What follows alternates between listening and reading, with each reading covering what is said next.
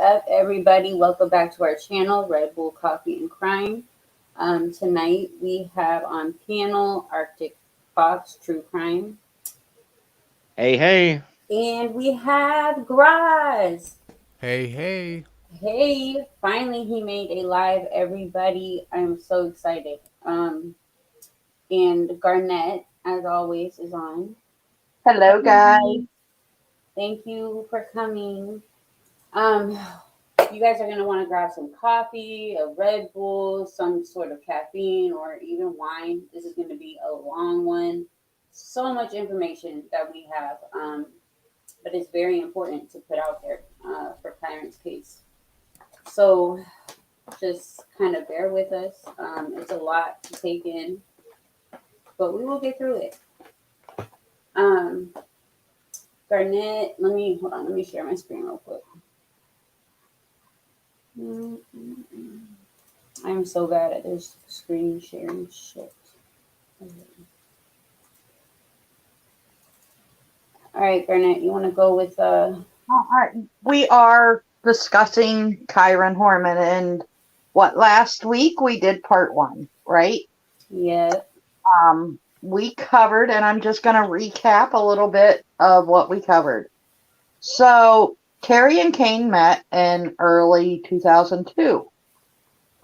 Kane and Desiree divorced sometime separated July, August of 2002.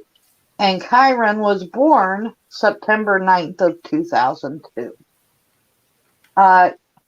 Kane and Terri were living together. Terri moved into Kane's home sometime late 2002. And Kane gets full custody of Kyron in 2003 because Desiree is moving to Canada. Kane and Terri marry in 2007, and they have a little girl in 2008. Mm-hmm. Terri had an older son of her own who moved out of the home in 2000, James moved out around January of 2010. On June 4th is when Kyron went missing from Skyline Elementary, and they did a bunch of searches for him with no results. We were clear up till the end of June when the landscaper had tried to set up a sting with undercover cops, and Terri called the police. Now, we sort of wanted to fill in here because Dee Dee Spicer comes into the picture. She comes to Terry's home, Terri and Kane's home. Kane filed for divorce and got a restraining order and moved out of, he let Terri stay in the home. So Dee Dee comes and stays with her at this point. And you guys, we never have really gone over Dee Dee a lot, so that's what we're going to do tonight because it leads kind of into the steroid sting that went on that a lot of people do not know about. And then that will go over the corruption. Like we said, it is a lot. So if you have any questions, please stop and ask us. I'm already just a little bit confused. Is the restraining order from Kane onto Dee Dee or Terri? Who's he had of it on? On Terri. He filed for the divorce and the restraining order because the landscaper says that Terri tried to hire him to kill Kane. And so when he heard that, he took the baby and left the home. And you're saying that he was still letting her stay in the house? Did he move out and let her stay there, or just let her stay there with him, even though there was a restraining order? He moved out. Okay. And she stayed there, and her parents were staying with her for a little bit, but they had to leave. And then this is where Dee Dee comes in.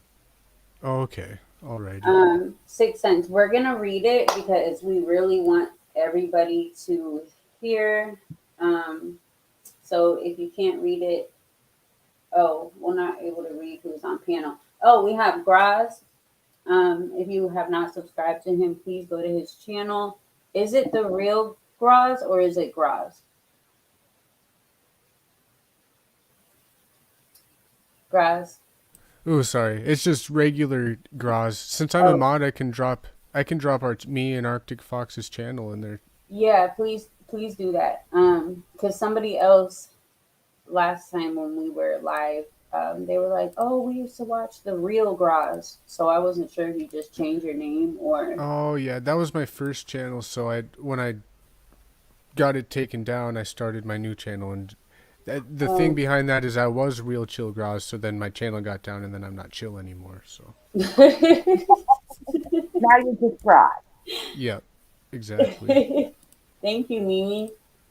All right, you guys. So I am going to read this because this is where Dee Dee comes in and this whole steroid situation. Last week when we did the live, somebody was really, really interested in the whole steroids thing because it's really not known. So let me go through this and then, yeah. So, Lord Jesus. All right. In the days following the disappearance of 7-year-old Kyron Horman from the Skyline School on June 4, 2010, Terri Horman's inner circle of friends, family, and associates, casual acquaintances, shop clerks, and gym employees were deluged by law enforcement. Word spread quickly that law enforcement was after anyone who knew, might have known, or had any dealings with Terri Horman. The term used to describe law enforcement behavior towards potential witnesses was bullying. You guys, that's a key word because a lot of stuff we go over, it's court documents and they are definitely aggressive and bullies. We'll go over that later. As the president of her former condominium owners association, Dee Dee Spicer was involved in helping the association with litigation against the condo's builder. Spicer had a working relationship with the association legal team, and one afternoon she casually mentioned the investigation into Kyron's disappearance to the association legal team. Although Dee Dee had not been contacted by law enforcement, counsel for her condo association recommended to Dee Dee that, in light of what Dee Dee had heard about the investigation, if law enforcement were to contact her, she should agree to interview only with counsel present. She asked the attorney to sit in if that happened, to which he agreed. He quickly referred Spicer to attorney Chad Stabley. You guys, I've spoken to this attorney as well, and we will get into that in a little bit. With a search warrant in hand for electronic devices only, to which Dee Dee directed investigators, law enforcement proceeded to search her entire home. Multana, I don't know why I can never say that. Multama. I'm just gonna say MCSO Detective Keith Krav asked Spicer to answer some questions. Dee Dee said she replied, "I would be happy to answer any and all questions you have, but I would like to do so in the presence of counsel." Law enforcement in turn began a prolonged and highly orchestrated effort to bully Dee Dee Spicer. Can I pop in really fast? I'm sorry. So when they have a search warrant for only electronic devices, were they able to search the vehicles, house, everything, and then also was the probable cause affidavit released for that search warrant or? They searched The they property. searched her house. They searched everything. And then only for phones and just electronics. Yeah, well, no, wasn't it? Okay, no, they only had a search warrant for electronic devices. And then they went But they searched her home and stuff. Yeah, they ended up searching her home, but they didn't have that. So I'm thinking, I don't know if Dee Dee just said go ahead and do that, but it's in the interview.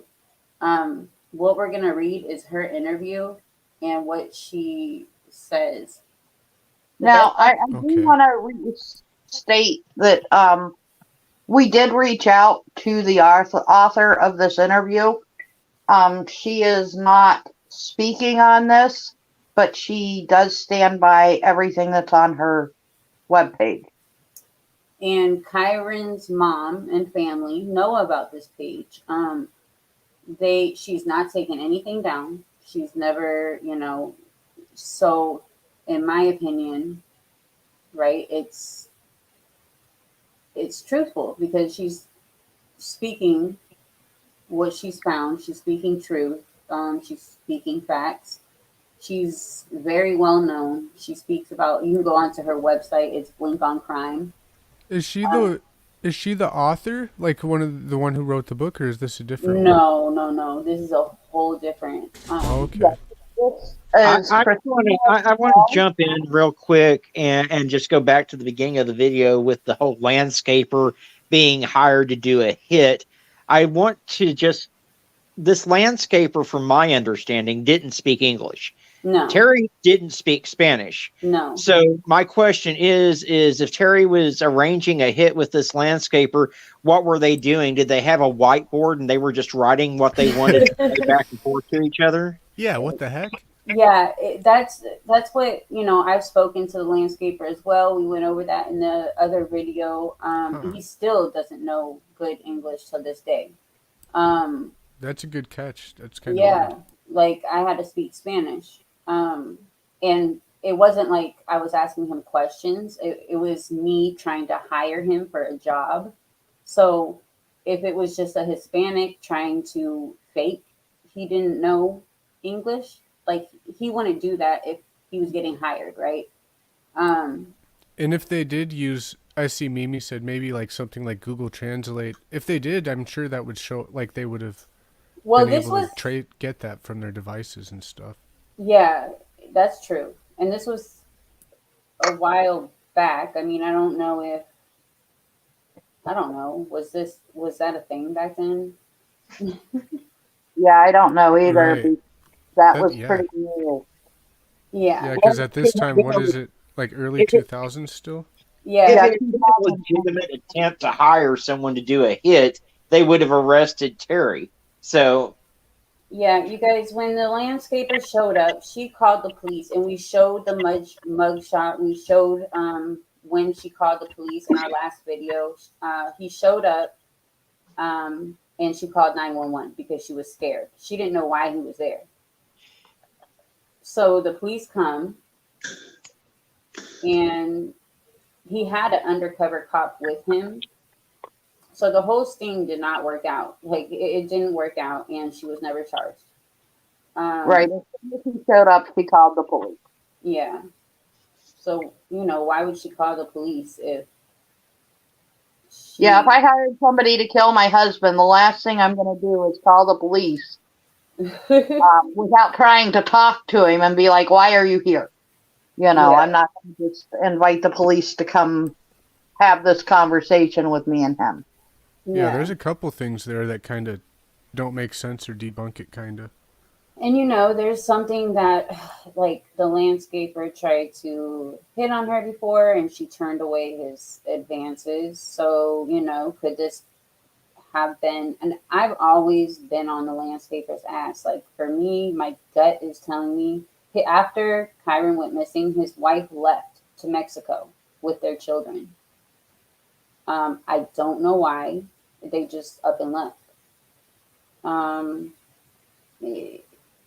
don't know. I do want to say that the interview that we're reading today is about 3 years after Kyron went missing is when he speaks out about this. Yeah.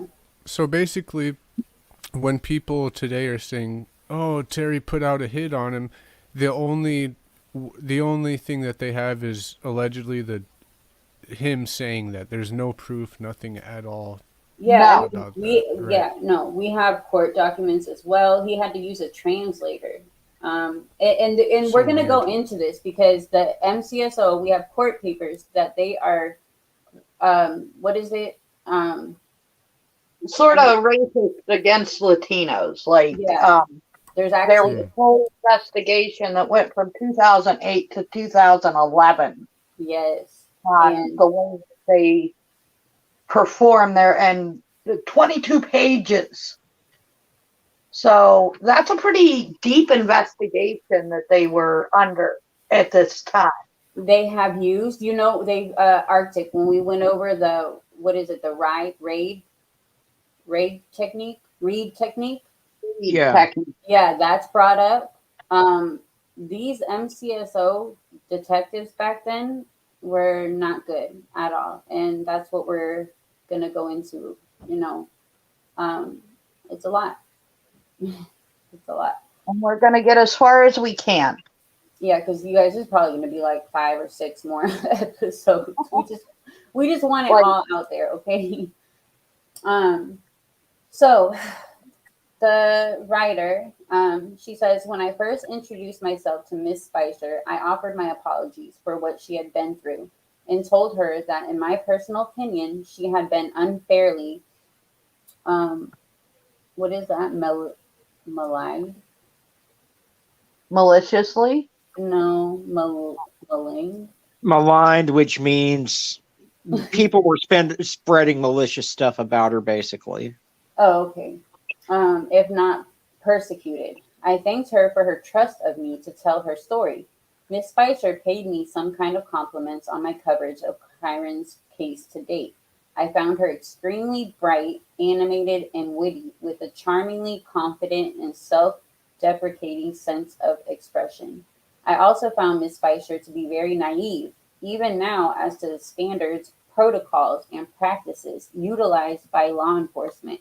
I can't say that I blame Miss Spicer for trusting law enforcement so blindly. The fact is, she grew up around law enforcement but saw very little about the actual workings of an investigation. Dee Dee is the daughter of a well respected, now retired deputy with the Klamath Falls Sheriff's Office. At times, I find myself questioning if I would be able to exhibit the sort of resilience this woman has. Probably not. I found Dee Dee to be unwavering as to her account of events on June 4th, 2010, and ensuing dates. It was only a few weeks ago, during a meeting with MCSO detectives Mark Heron and Keith Crave, investigators unofficially cleared Dee Dee Spicer of any involvement in Kyron's disappearance or having any knowledge of anyone else. She is hopeful that Multnomah County District Attorney Rod Underhill will issue a public statement from his office clearing her officially. To date, neither the MCSO Sheriff's Office nor the DA office has publicly declared any persons cleared in the active investigation. Dee Dee is adamant that she was not involved, nor did she ever see anything that led her to believe Terri Horman was involved. Dee Dee spoke freely and without hesitation as to the relentless harassment she experienced at the hands of law enforcement.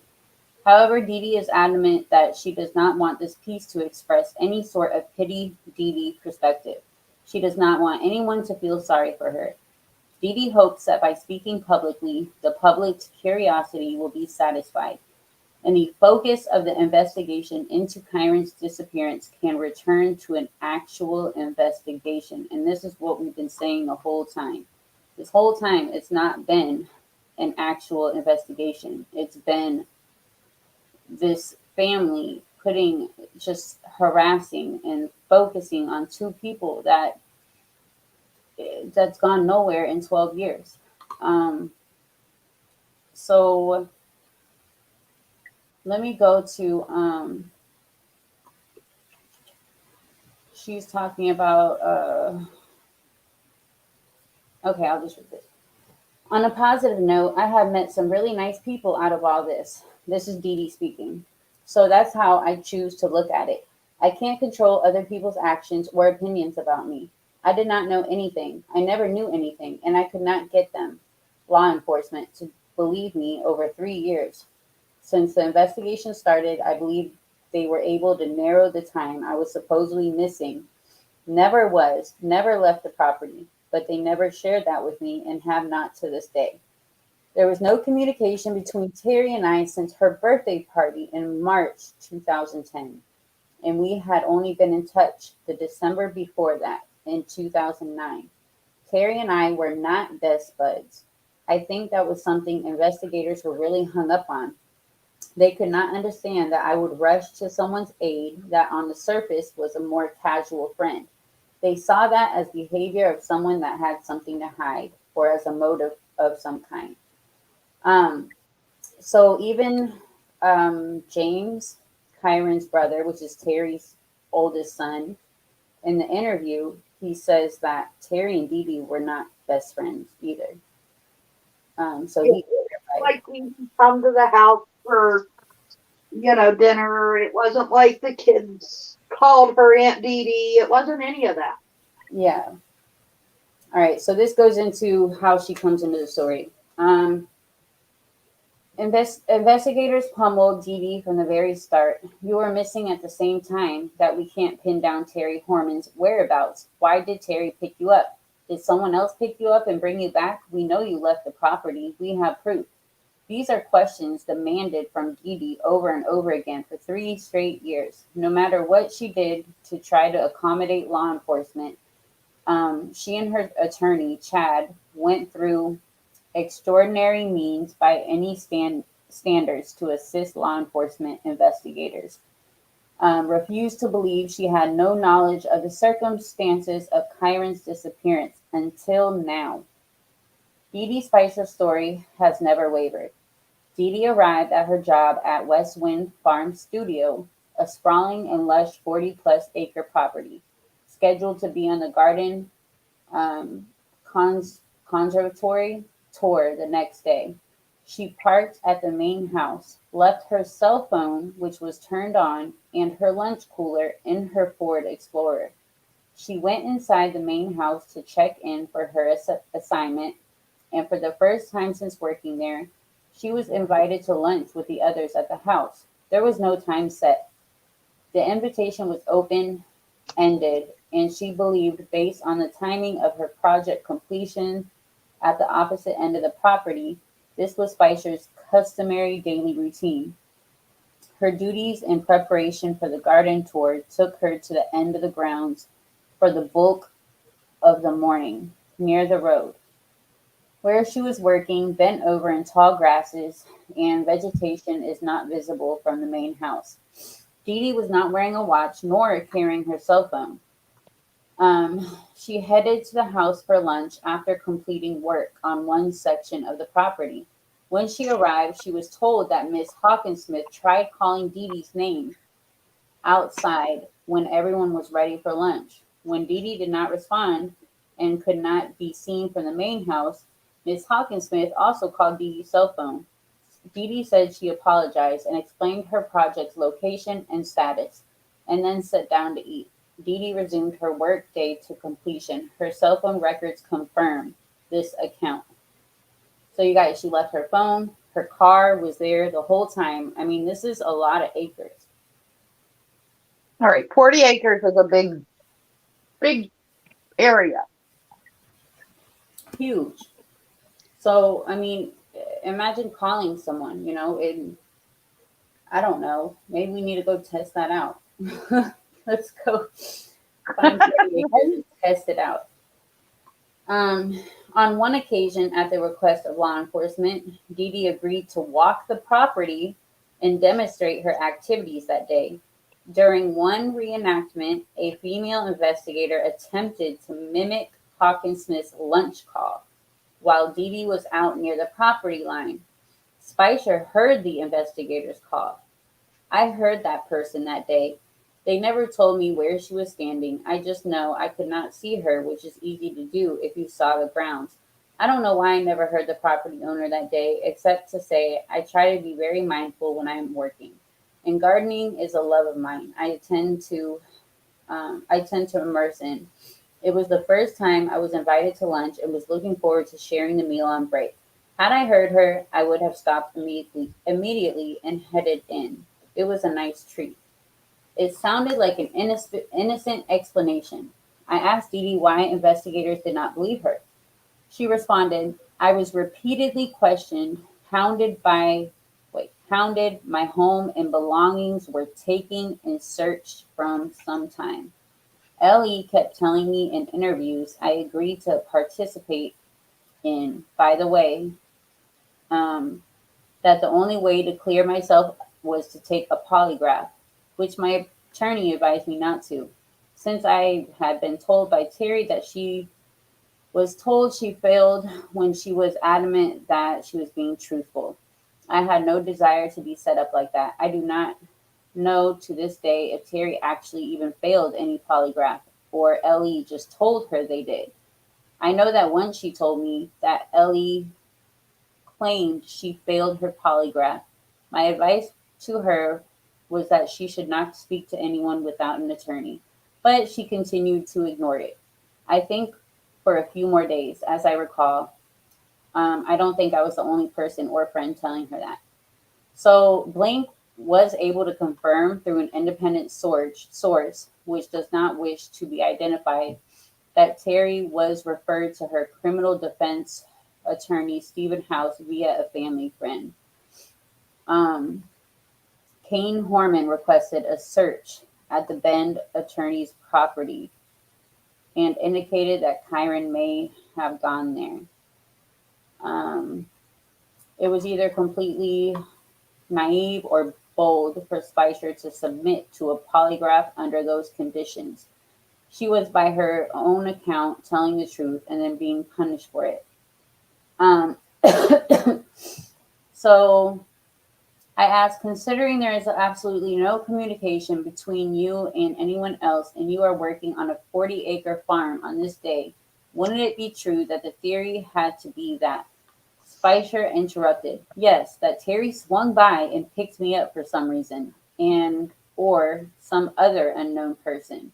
The problem with that theory is that it required another person who was not at the farm to know where Dee Dee was working that day, come meet her without being seen by anyone else and without communication with anyone else.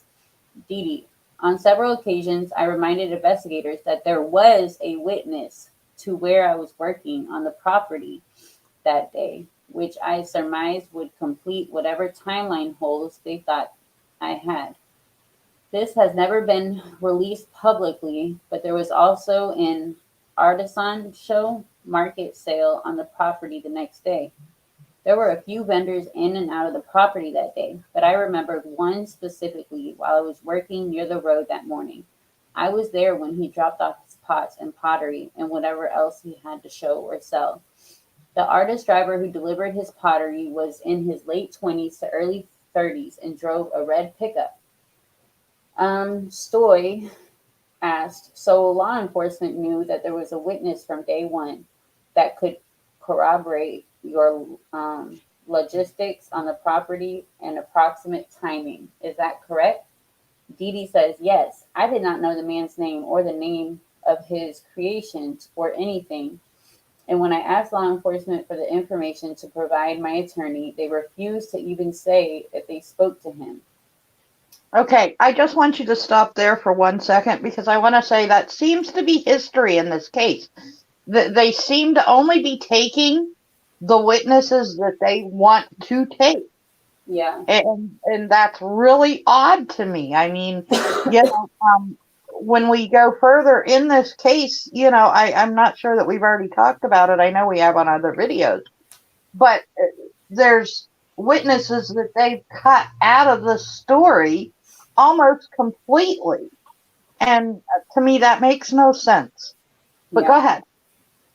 No, that's true. I don't know why they decided to do that. And with the whole polygraph test we were going to bring up later on, LE never came out and told Kane or Desiree, Kyron's mom and dad, that Terri failed.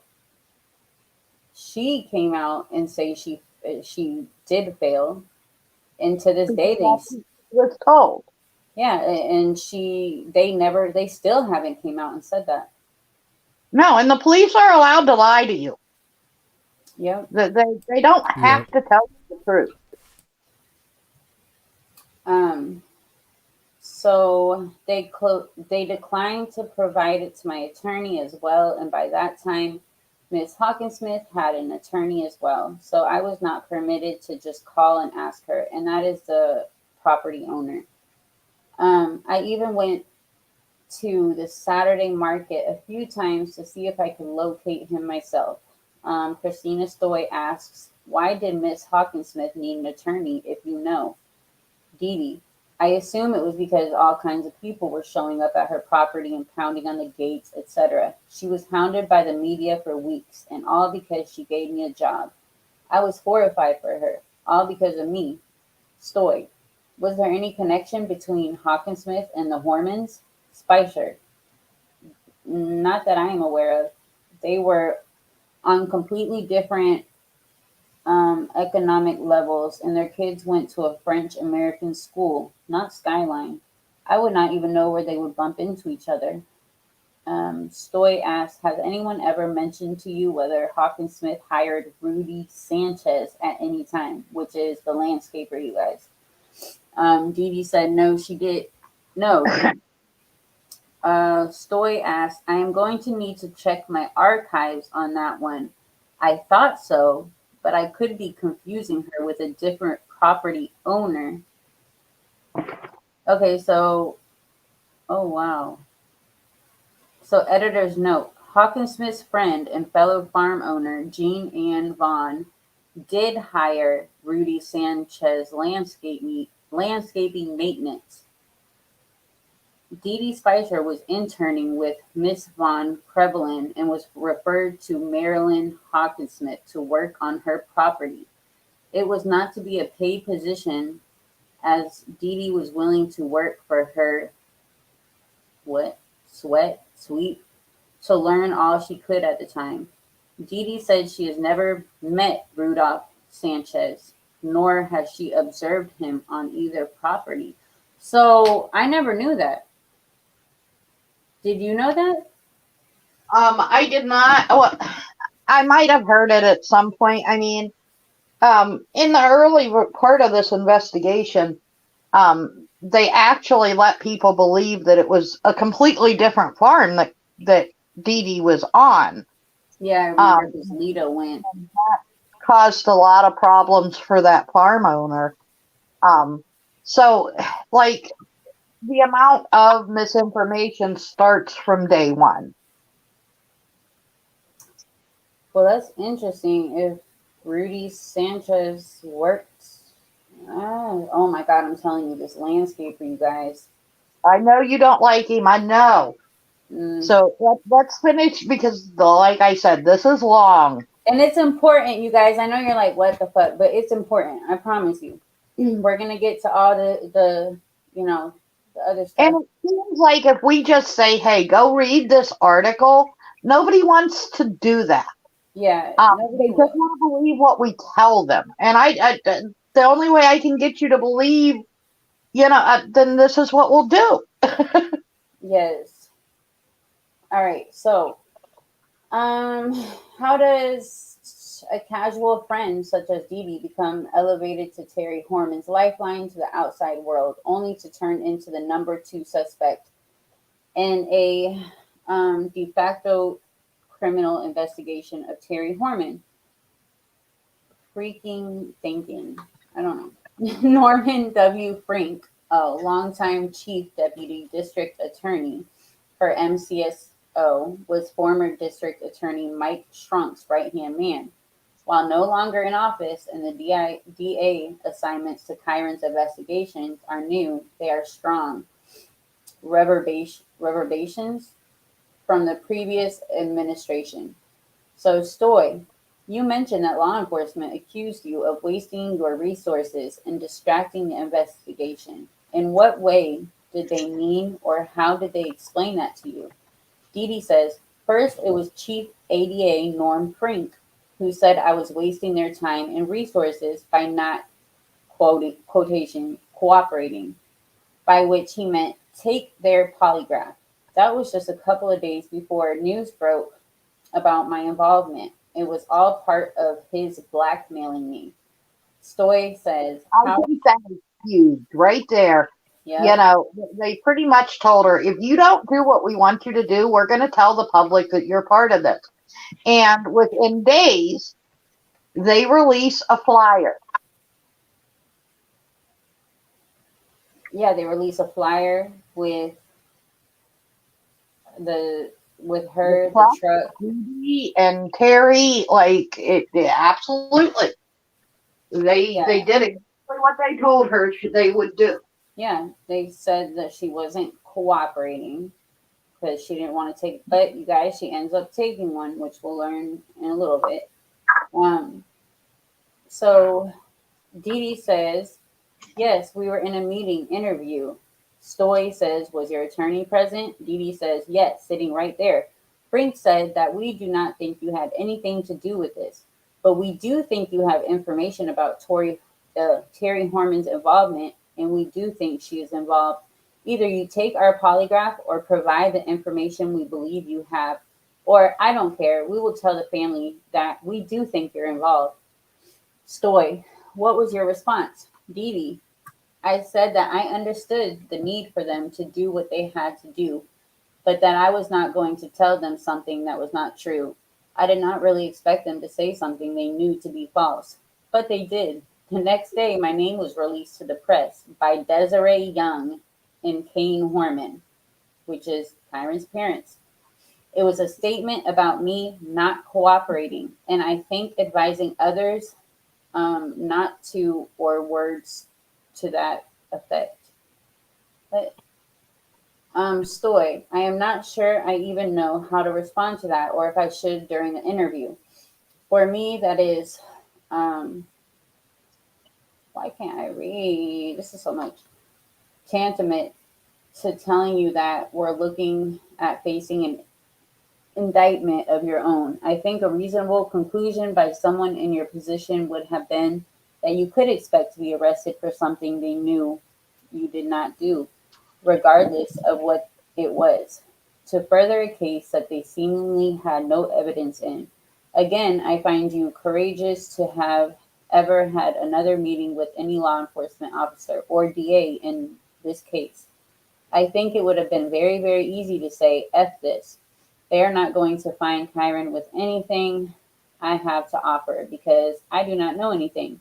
And they are not going to find him by putting words in my mouth against anyone else. I need to protect myself. But you never did that. You're courageous. Dee Dee, thank you.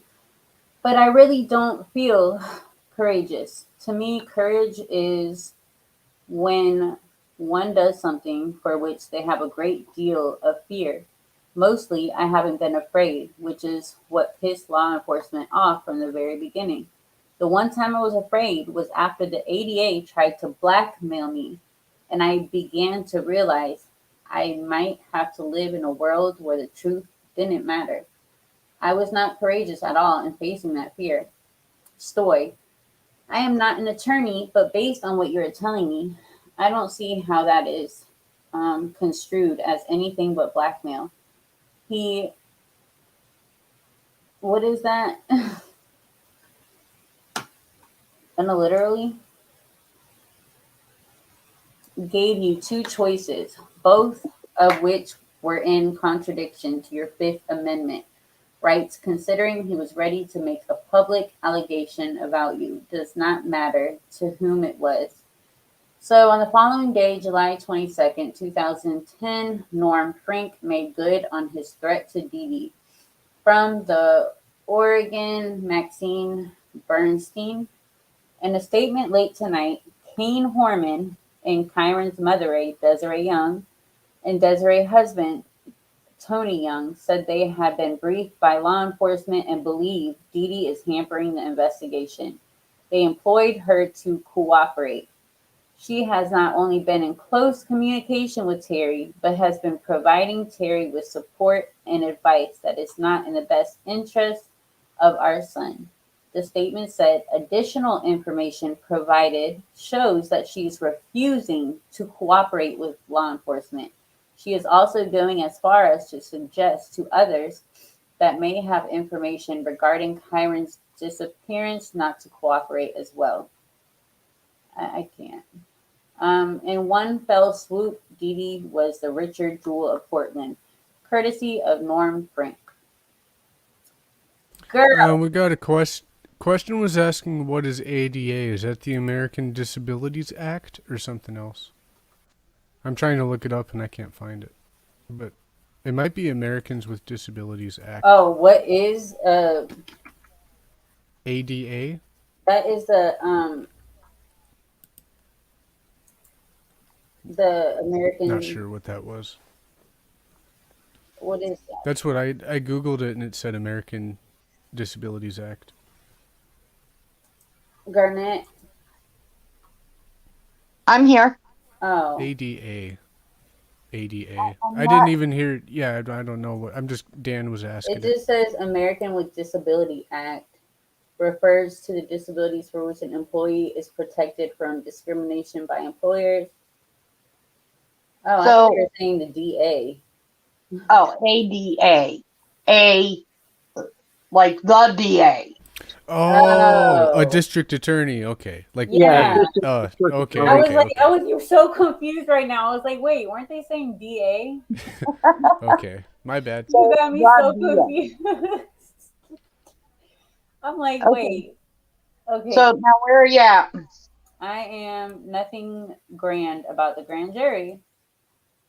Oh, this is so much. So you guys, do you want to read the rest of this? No, because I'm not caught up there, and I still have a whole second part of it. Okay, it's almost done. I'm gonna go fast. Whew, I gotta breathe. All right, Dee Dee was called before the first grand jury in July 2010. She was never asked any questions. I asked her if she had any information on the grand jury status and whether or not a true bill was sought and denied, suspended or dismissed.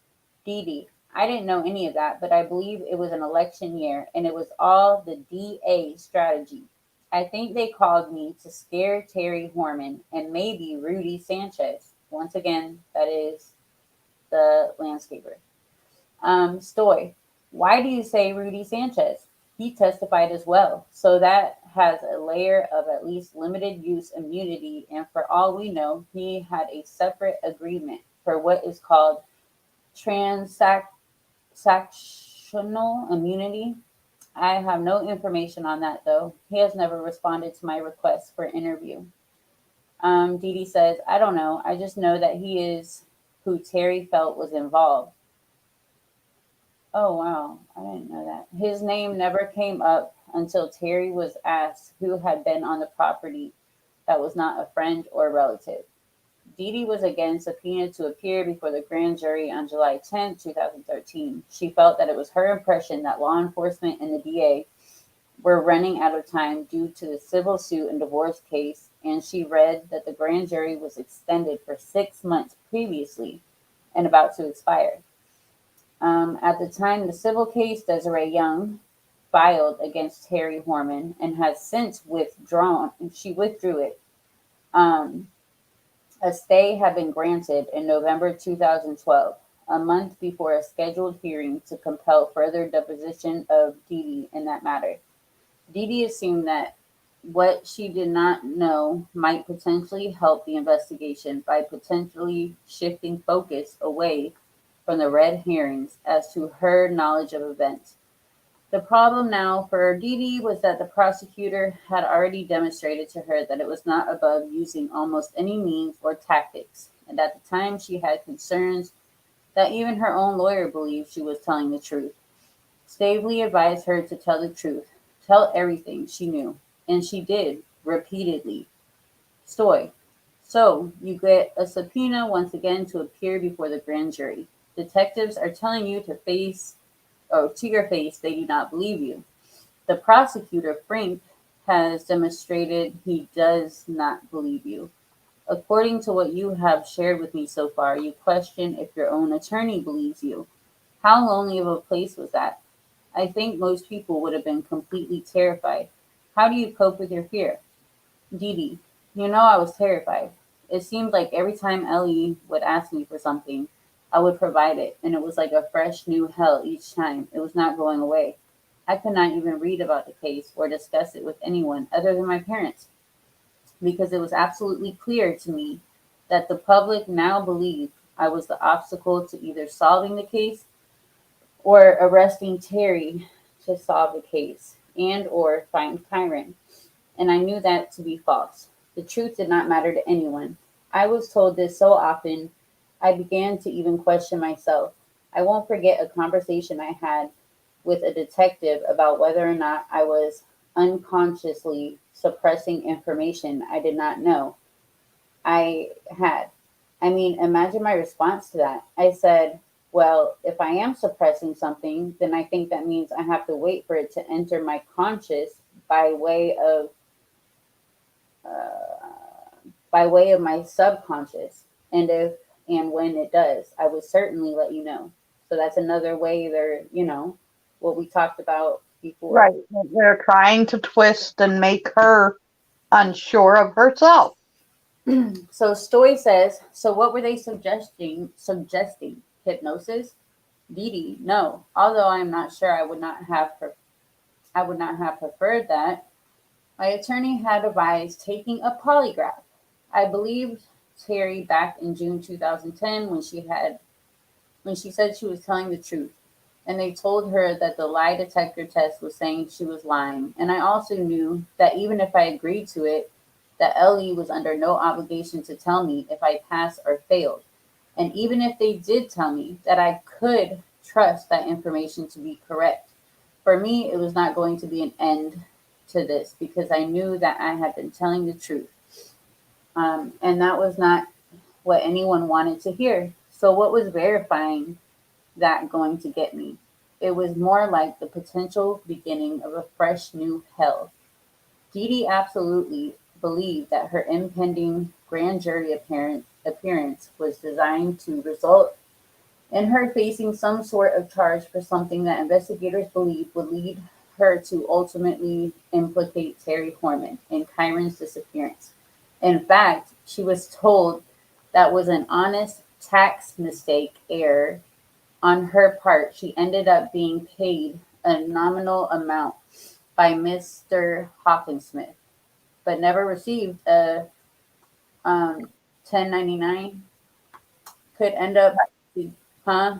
Or yeah, She never claimed that money on taxes. yeah. So that's why she ended Oversight up. and okay. Yeah. So that could end up placing her in hot water. Um, the Capone tactic for a woman that took the job with understanding that it was not a paid event and end of word. I can't even read. Girl, this is too long. And when I give up. And when Miss Hawkinsmith told Spicer she wanted to compensate her, she declined. Hawkinsmith insisted. Um, on the basis Dee Dee was advised to and agreed to an immunity deal. So you guys, she did this because she didn't want to get in trouble for a tax error. And that's what they gave her immunity on, is this tax thing. Yeah. So that she could speak freely and not have to worry about getting tied up with tax. That's a big thing, and that's going around is why would she want immunity? Why, she did it because of this. The terms of which are under seal, and Dee Dee Nix discussing citing a verbal agreement she made until such time as it is unsealed. A source inside the investigation who does not wish to be identified as they are not authorized to speak publicly on the case has confirmed that Dee Dee's agreement includes provisions that she continue to cooperate with law enforcement as needed, be available to testify in any proceedings, and to take a polygraph. Dee Dee declined to say to whom she committed to not discuss the agreement, but that it also included neither party discussing that she had testified before the grand jury. It would appear that Dee Dee is the only one keeping up her end of the bargain, as attorney Rosenthal announced publicly that Dee Dee Spicer had testified. A fact that to this day she had no idea how he came by that information. Dee Dee appeared before the grand jury for 5.5 hours on July 10th, 2013, because the grand jury proceedings are secret and the DA grand jurors and state court personnel are barred from discussing the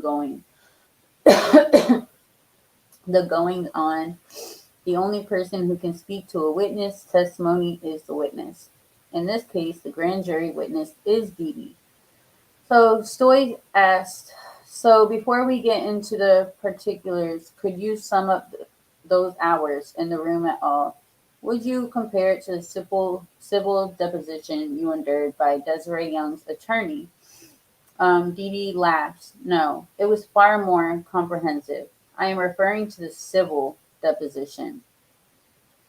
Stoy, when asked about your weight, were you far more reserved and eloquent than I would have been? If someone asked me my weight at a deposition, I would have said I did not know, but would be glad to sit on him and let him guess. Oh my God. Oh my God. Well, she's right, you know. Right? What the fuck kind of question You is tell me that? how much I weigh, damn it. Dee Dee said, I know, right? Not me. I am direct. I had nothing to hide, and I was not intimidated in the least. Stoy, so without telling me what questions you were asked specifically, what would you characterize as your testimony? Dee Dee says, they were obsessed with my sexuality. Was I a lesbian? What were my thoughts on homosexuals? Did I ever have a threesome with anyone? With Kane, Terri, etc.? I was thinking if I were a juror, I would be like, what does this have to do with anything?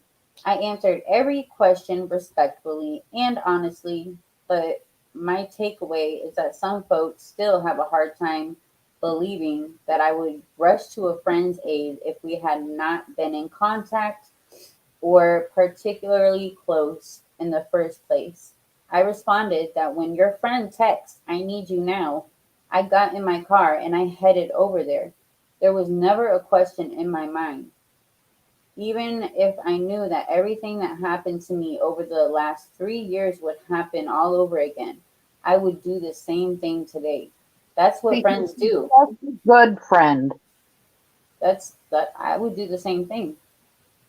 I also testified when it was clear that sentiment was not shared by some, that I certainly was hopeful that they never needed a friend immediately.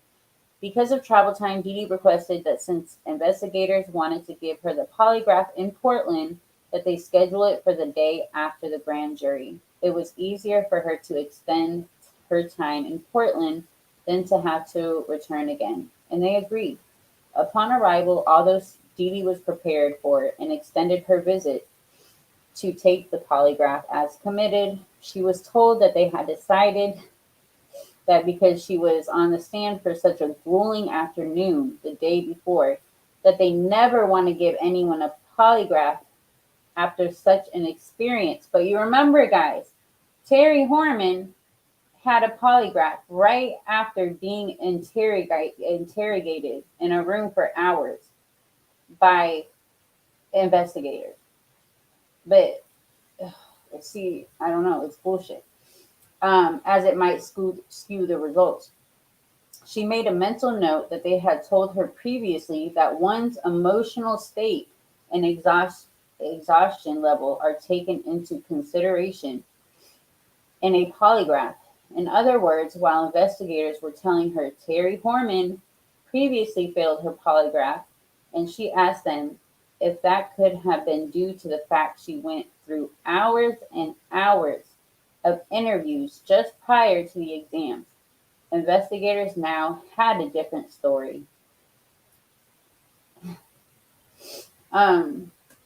So Mark Heron and Keith Crabb began the interview the same exact way they had for years. We still can't seem to put together the right timeline from when you were at the property, and on again it went.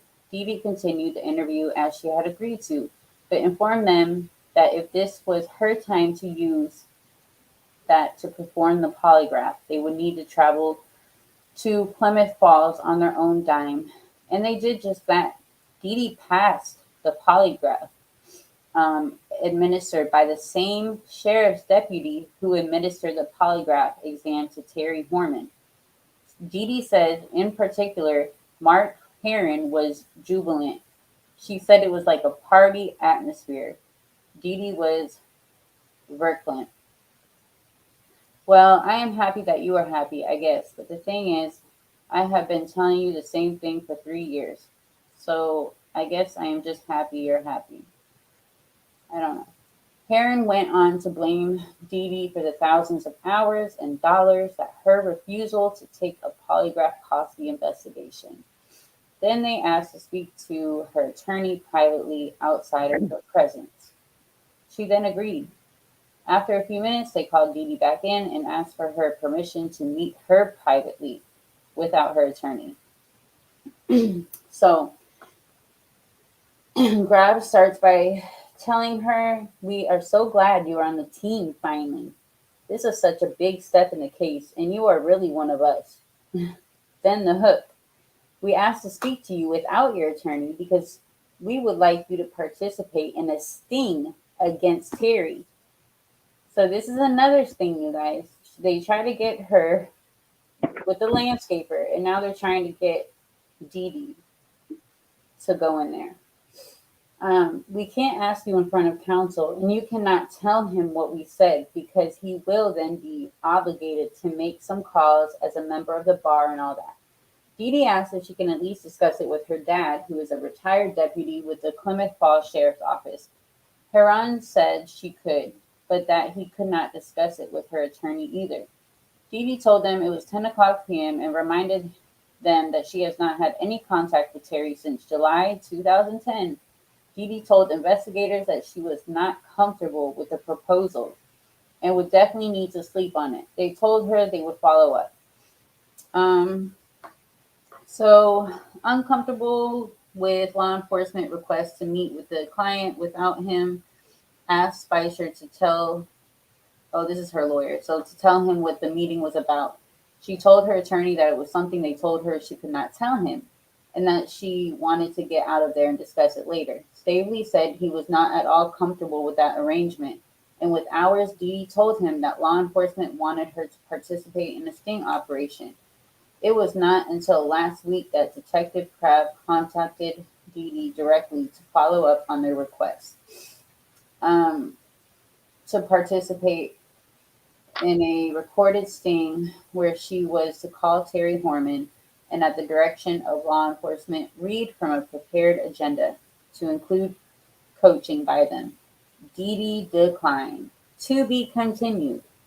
Oh, guys, I cannot breathe. I am dying. I need to drink this coffee. Do you guys have anything to say? Are there questions?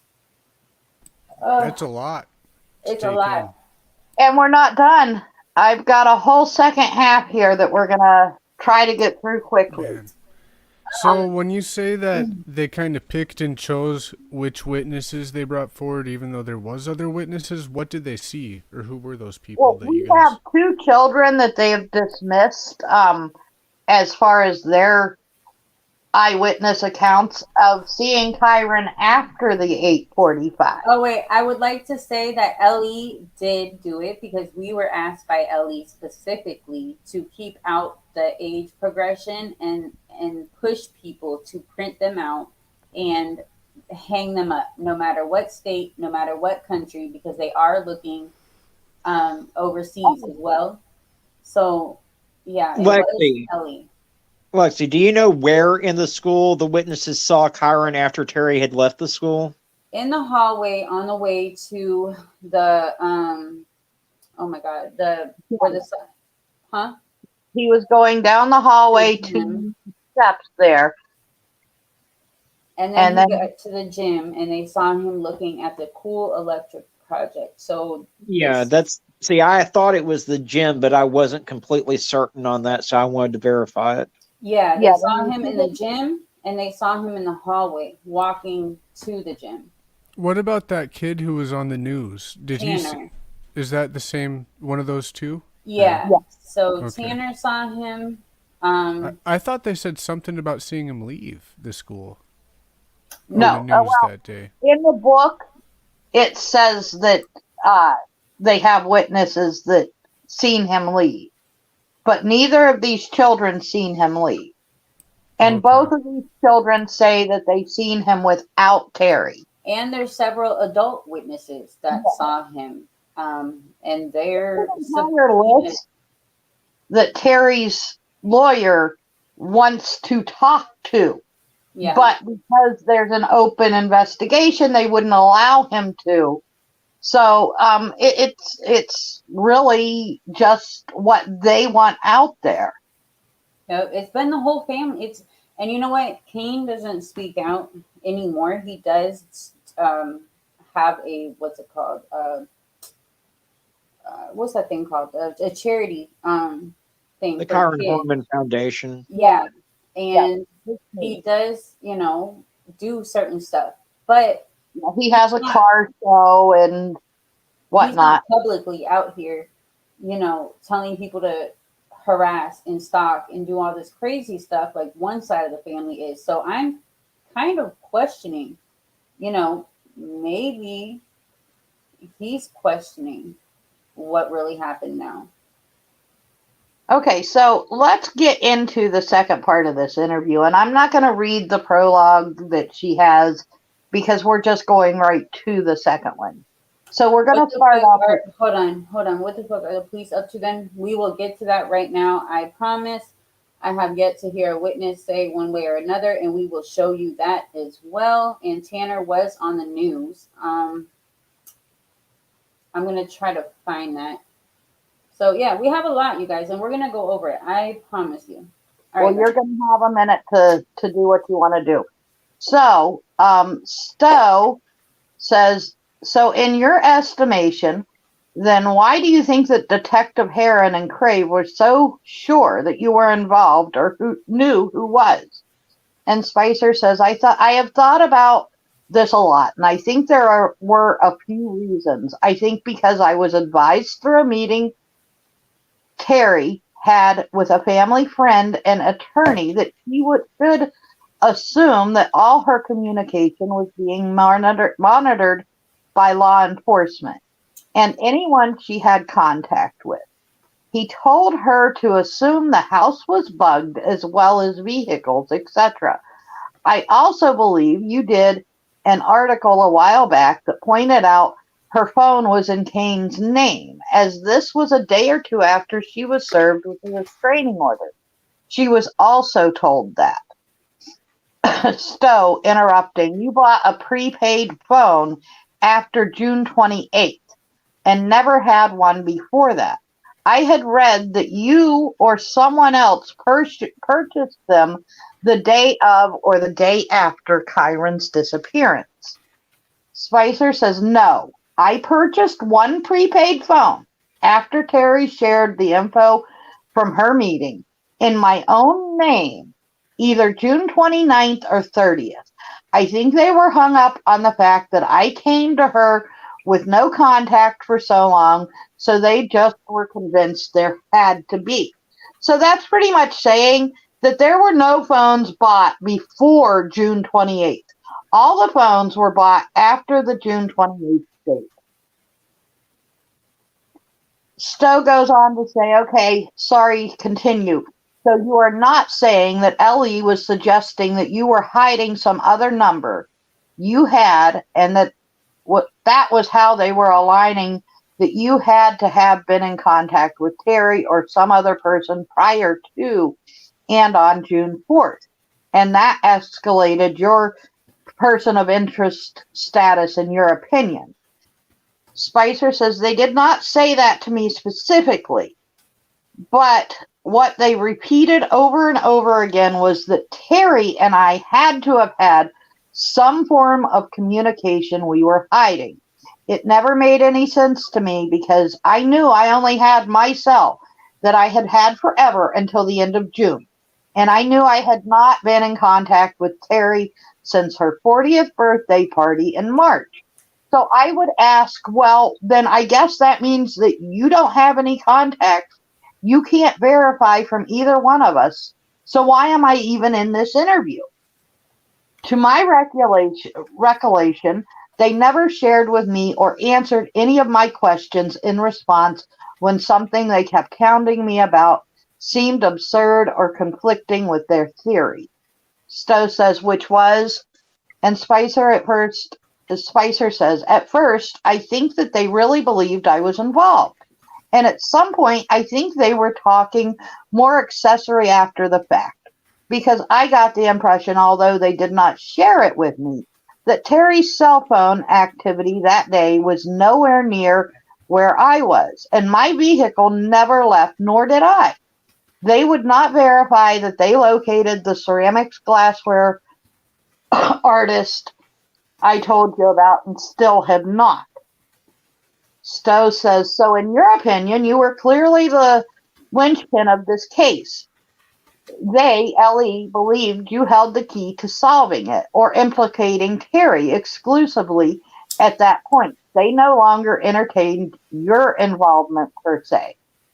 Spicer says, I honestly don't think I could say that I ever believed that they stopped treating me as some sort of suspect. I never felt that way.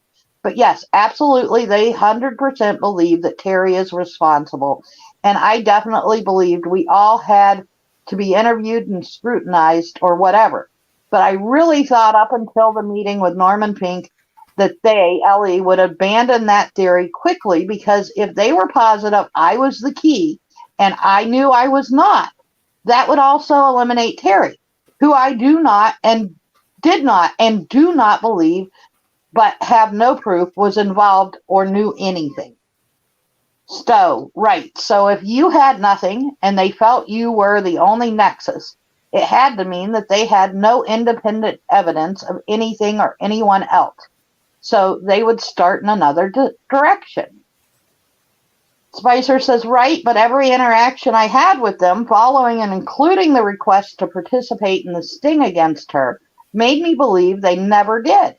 To get back to the why question you asked me, my final thoughts on that is that they kept pointing out that I was the person to tell everyone not to speak to them without attorneys in the beginning. I would also like, who do you mean? Because that would have been my opinion across the board for any situation. But it was definitely based on what was getting out about how they were going about this. I was scared, and it turned out it was a good reason. I also would point out to them that I did not think that was or should be the bias for their suspicion, because if it was, it seemed to me that I was told that several staff members at Skyline had hired counsel, and Kane was the first to have one between he and Terri. And I had told her at least a week or so before that she should. And hey, for me, I tell you, if the police need to talk to you, I need to have an attorney. I don't care what it's about. Stowe says, why do you think she did not immediately take your friendly advice? Your dad was LE, and I presume she knew that. People can say what they want. But I know many members of law enforcement in different jurisdictions and agencies. I have worked with them or contributed analysts to cases with them privately. I cannot and would not ever include that in anything I chose to write on. And I can tell you that I do not know one of them that if they were the focus of a criminal probe or an internal investigation, they absolutely do not agree to an interview without representation. In fact, Heroin is or was the president of the Mahomet County Police Union, or was, if I recall correctly.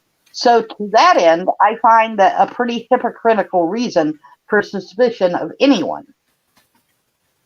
Spicer laughs. Interesting. I'm not sure I knew that. The reason Terri didn't get an attorney before the restraining order was because she was told by the LE that if she did, she wouldn't be privy to any of their investigative discoveries. She would be out of the loop in finding Kyron. So they told her, if you don't cooperate with us and you don't talk to us, then we're not going to tell you what's happening with this case.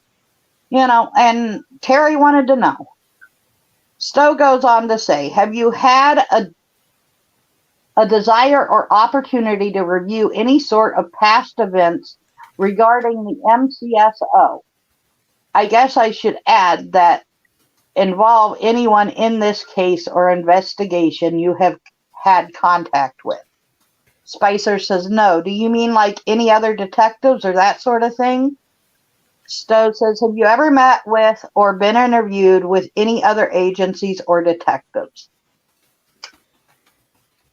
Spicer says, I believe I either met or just said hello to the guy you mentioned in the recent article of yours while he was at the house. Both Kane and Terri were there at that time as well. Stowe says, Bobby O'Donnell? That's it. Yes, that's him, Spicer says. Why did you ask me if I'm aware of any sort of events? Should I be? Stowe says, well, I think that technically, if I were you, I would be considering just about everything as it related to what you have been through. And I am aware of some what I will refer to as stuff.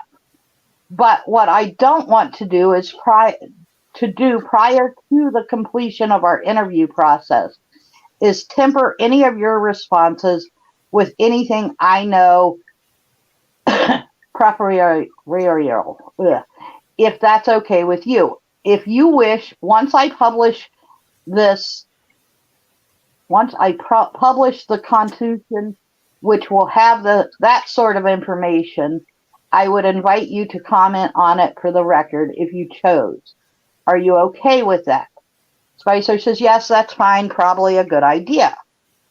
Stowe says, back briefly to the sting request against Terri.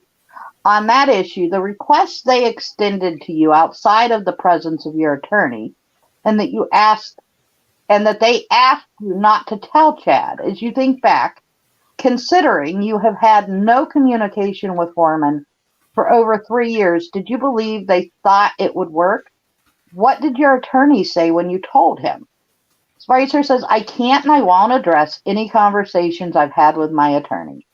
But to answer your question as to my opinion, I really don't know for sure. I knew that I did not and thought it was really, really odd. That was my first reaction. After more thought and other conversations, I don't see how they thought it would work or why they were still seemingly convinced after I had just passed the poly, etc., that Terri was still their suspect and responsible. What is your opinion on it? Stowe says, I think I may reserve my thoughts on that for my piece. And again, not wanting to temper your opinions, as we move along here, I think that could happen if I did. Is that okay with you? Did Spicer leave us? Sorry. Spicer says, sure, thank you. Stowe says, I would like to move on to another subject for discussion. I would just like to confirm for the record that I have never prior to this interview asked you any questions about your potential knowledge of steroid use by yourself or by Terri or Kane Horman. All right, you guys, we're getting into the steroid stuff. So just hold on, this is a ride. Yeah. So Spicer says correct. Okay. Stowe, did they ask you this? Who is they? You got a lot of pronouns flying around, Spicer says. Stowe, fair point, you're right. The good news is as English, or should I say proper English is my second language, laugh. I use a copy editor. Allow me to rephrase that, please. Did anyone in law enforcement at any time ask you about steroids or other illegal injectable supplements, sometimes used in weight training or bodybuilding, in your interview in this case? Spicer says your question was, did they ask me anything about steroids or anything injectable ever? Stowe laughs. Now who's throwing around the pronouns? Spicer laughs. Touche. I was asked about it very vaguely in the beginning. I told them I had never used them, that I did not believe Terri ever did because she and I had similar views against using them. And while we were on different supplement regimens, when I was training for a marathon in 2008, I still remembered her to be knowledgeable about legal and effective nutritional supplements. I had no reason to believe she had ever used any kind of steroids. I can't say conclusively she never did, but it would shock me. Stowe said, why shock you? And Spicer says, because a few years back, I recall Terri telling me that Kane was what she referred to as juicing, and that his behavior had become very aggressive and, well, impatient or overactive with the kids. And she had discussed it with him, and he ignored her. Stowe, so for the record, when you say juicing, you're referring to illegal steroids, not my omega specials, I make, correct? That was the only question they ever asked you and did not ask any follow-up questions like how long ago, etc., etc.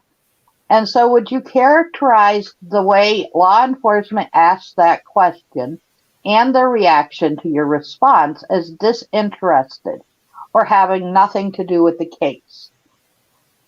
Spicer says, I was never asked about Kane's use of steroids by either detectives or the grand jury, but yes, that is what she told me. I actually had forgotten all about it until she refreshed my recollection when I stayed there with her. And she's talking about when she stayed at the house over this period with Kane, or with Terri. To the best of my memory, I was asked just what I said. I answered as I just said, and was never asked any follow-up questions, nor was it mentioned again to me by law enforcement. I don't think I ever really understood what they did or did not think in terms of my information was important to the case. But yes, they were disinterested from my perspective, as to it was the only time I was ever asked about it over the course of 3.5 years. So my assumption is they still are. But that is my assumption. Stowe says, understood, you're referring to the time you stayed at the Horman home, late June 2010 through early July 2010, following Kane's service of the restraining order and her exclusive use of the home. Spicer, I'm not sure about the exclusive use part. I don't really know anything about how that sort of thing worked. And I think for some reason I want to say Terri was not allowed to show anyone. Stowe, okay, tell me everything you know about that. But I would like to see if you can provide me your recollection from what you were told about steroid use prior to your conversations about it that refreshed your memory. By the way, who else knows about this if you know? Spicer says, Terry's attorney, Stephen Howes. How would you know that? Spicer says... Oh, hold on, Garnett. Hold on. 6 cents. It doesn't make zero sense, but there is witnesses. They focus too much in the beginning on these two people that these other, witnesses that saw a possible sighting of Kyron. Like there was one in an RV. An RV. There's several, but they didn't follow up on it. They took all the time that they had, and they were just on Terri and Dee instead of looking elsewhere. It doesn't make any sense, but that's what they did. There was plenty of tips. We've gotten plenty of tips that we've turned into Ellie. That they even, the ex detectives and all that, they messed up big time. So what's the? I'm a little confused too about the point behind the whole steroid tip type of deal. Oh, there's still more to go on to. Like so we're not okay. You got Terri. So far, Terri put in a she called in on a steroid, that there was steroid use in this gym. I think it was that it was being sold, and yeah, she was trying to get it out of her house. She wanted it out of her house, and we're gonna go on, but it involved a lot of police that worked. Yeah. I'm learning too, but to me it seems, is it a possibility that law enforcement either had tunnel vision or they thought Terri did it, so they're trying to get Dee to say, yeah, she was using steroids, and she, like, trying to get somebody to tell on her, or is I, that I don't really know what their thought was at this This, point. this That happened like a month before right? She Kyron went did, missing. and she did the tip, right? So Yeah. that's In why my that whole thing is, yeah.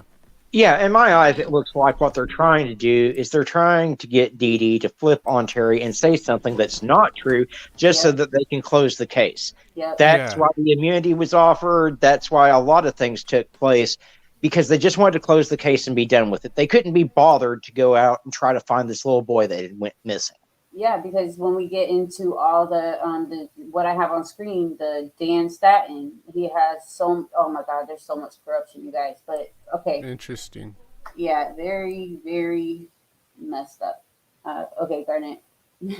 Okay, so because Terry does give Stephen Howes a box full of items here in just a minute. I want to say, but can't be for sure, it was after her competition in 2005, and I'm tempted to say it was around the time they got married or shortly thereafter. And they got married in 2007, I believe, or 8. But I'm not going to be much help here remembering this if you are asking me to extract what I remembered from then on my own. Nope, that's what I'm asking you. You're fine. I don't want to lead you, but let me ask you a few things that may help. This is Stowe speaking again. Do you remember where you were during the conversation? Just hold on, bear with me a minute. Spicer said, I remember it was either the one and only time I ever had lunch with Terri, or it was during a time she called myself. Terri had a lot of drama. And so I was in a home and garden show class, and I recall I was saying things out loud to let him know I was not, to let he know I was not free to talk, to let her know I was not free to talk, really, or respond as she was talking. So I was saying things like, I don't know, we should probably touch base on that when I am done here. Or sounds good that we can chat on that later. Stowe says the brush up the other party is not getting like that. Spicer says, yeah, she was not getting it. And so I was kind of like 50% paying attention. It was either during that call or at lunch. Other than that, I'm not remembering the timing so well. Stowe, but you would say a few years before Kyron went missing. So based on that, 2000 or 2007 or 8. Do you remember if they were married at the time? Spicer, again, we were friends for a good number of years, but not close friends. I almost felt like if she was calling me or talking to me about it, she had no other option at the time. Stowe, okay, got it. What did she say? Spicer, she said that Kane had been aggressive with her and impatient with the children, and that she attributed it to his juicing. She confronted him, and he felt he did not listen to her.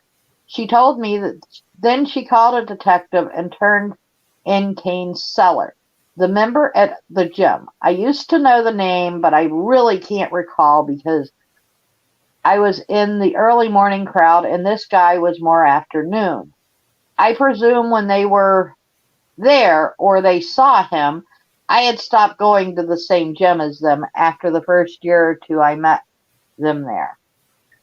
Stowe. So she called a detective to turn in the cellar. Kane was buying steroids from. Wasn't she concerned about the fact that buying them is also illegal and that Kane could face charges? Spicer. She told me that she contacted a detective and said she would be willing to turn over information about someone selling steroids, but only if she could do so anonymously and without saying who was buying them, etc. So it was your understanding that she was trying to work out a scenario that would stop Kane's use without him ever knowing it was her by turning in that person. Sort of like she gets approval to remain anonymous, she gives the tip, and then one day comes home and says, "Hey, honey, guess what? I heard at the gym you'd better stop that or you could be arrested for it, etc." Spicer says, "Yeah, something like that. Except, and again, we have discussed it at one or both of these occasions, but that did not work out. The detective called her again directly, and she was upset there was further contact from what I recall. I think that was the tone of what she was telling me." So Stowe says, "Understood. So are you thinking that it may have been why she was sort of weird about it and not hearing you try to go about your day, but insisting and venting like she was upset by it?" Spicer, "Yes, I think so." Stowe, "Do you think she could have called you because your dad was in law enforcement and she might need that sort of advice?" "I don't think so because she did not." Okay, needed that sort of advice. Spicer, "I don't think so because she did not ask for any. So then what? Did Kane find out?" Spicer, "I just remember there was some sort of investigation of the guy. I really don't know if Kane ever found out about it or who or knows to this day if the seller or anyone was arrested or anything else at that time. I do not remember that was how much I paid attention to it then until Terri reminded me of it."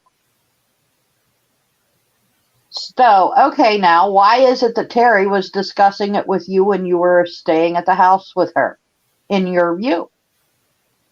Spicer, "Because after the restraining order was served, I guess she realized where Kane was headed.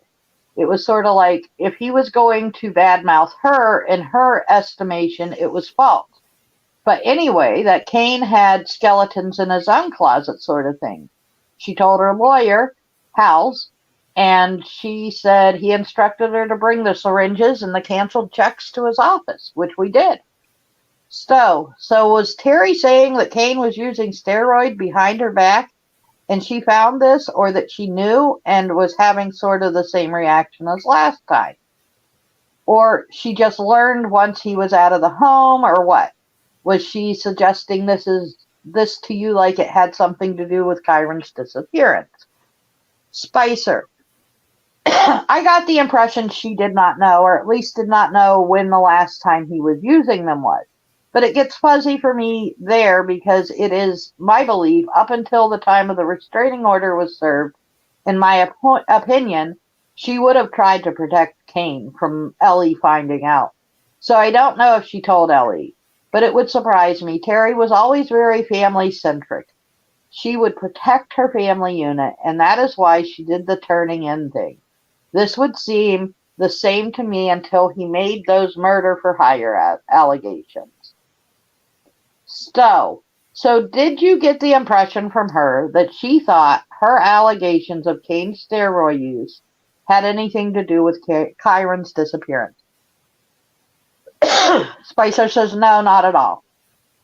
Stowe, "Nothing like maybe this happened as some sort of retribution against her for turning someone in previously, or against Kane if they thought he was involved? Because after all, she says he was the one buying it back then." Spicer, "No, And she told me she had no..." Go ahead. sorry, and I'm just so this was at 3.5 years down the line. This part, and they said that, in this time, Dee Dee was only asked about the steroids very briefly in the beginning, and then now they're just kind of going over it and getting more in depth. Yeah, Well, she's doing an interview, so she's like, I guess, telling it all. the interviewer, Stowe, is digging into this Okay. See, background.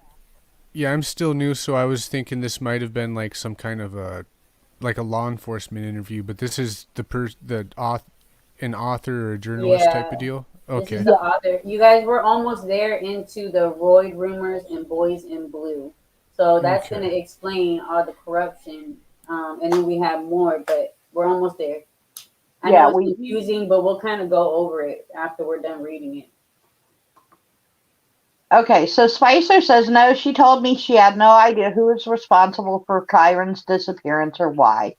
And the only possibility she came up with after the fact because of his past behavior and the fact that he showed up at the door demanding $10,000. She had no idea what he was talking about. That it was the landscaper. He was the only person acting like a criminal at the time. So, have you ever seen a text of hers involving the custody situation after the fact? After the Rudy Sanchez sting, and she called police twice that evening, that ended with Mark 1 for the FBI. Spicer, I may have. If I did, I don't remember it specifically. Stowe, she specifically said the FBI, who has only ever assisted in the case and who has no jurisdiction presence in Kyron's case. I was just wondering if you had any thoughts on that. Spicer, no, I don't have any idea what she meant. Is it possible that... Okay. And Stowe goes on to give her thoughts. Is it possible that illegal steroid use or sales and the recent public outing there was ongoing federal investigation with the emphasis on police and gym members that included persons familiar to Horman's contributed to the circumstances involving the disappearance of Kyron Horman? Has it been excluded by having more law enforcement investigating themselves? And then she goes on with roid rumors and the boys in blue. And sorry, one more thing is that, so when Dee Dee's telling the story up until this point, and then from your guys' knowledge afterwards, law enforcement never like brought up steroids in the Kyron case, because this was a tip before this happened, but only very briefly, one time. Okay. Yep, according to her one time, and it's never really been public knowledge. It really seems to me that first time they were literally just trying to find more, like, to pin it on Terri or to find, you know what I mean? Then, like they had tunnel vision or something. Absolutely. That's what it was, and it was like the fam, especially Kyron's mother, just going after. These Facebook groups were made within weeks of Kyron going missing. And they're the first ones with, like, we see all the doxing and stuff now going on and all of that. But I truly believe, like, this case was, like, the start of doxing. Because they started right off that with doxing. They take pictures of Terry's butt and, like, you're probably right on that. They post it on their page and, like, look at Terry's ass. Like, they'll sit in front of Terry and, like, take pictures of her. Like so really, really bad. Fuck? Yeah. And you got to remember that Kyron's case is one of the first cases that really got mass media attention thanks to the internet. And we all know what happens when creators get their hands on cases on the internet. Drama sells, and they turn it into a circus. Yep. And unfortunately, a lot of these creators aren't here for trying to find the child, but rather to see how many clicks and views they can get and what type of name they can make for themselves. Exactly. Now, this whole part that we're going to go into now, I take this as Stowe's own personal investigation, what she has personally looked into. And we have our own. We have our own stuff too. So. And I'm sorry, really quick, but like Dan was saying something about, and this is all hypothetical, and this doesn't have to do with. It doesn't. If somebody's on steroids, it doesn't mean you're a murderer or a bad person at all. Absolutely not. But he's saying maybe they were both, meaning Kane and Terri, if hypothetically they were both on steroids and something went sour between them, and you know, their son goes missing. Let's say hypothetically he was abducted by somebody nobody knows about, but still maybe, you know, the restraining order and they're sour against each other, so they start thinking the worst of each other, that, you know, the other one is involved in Kyron's disappearance. Yes. Oh, sorry, go ahead. Yeah, well, I know exactly what you're saying, that this tip happened before, but she's still a bodybuilder. Like, yeah. She's always had that.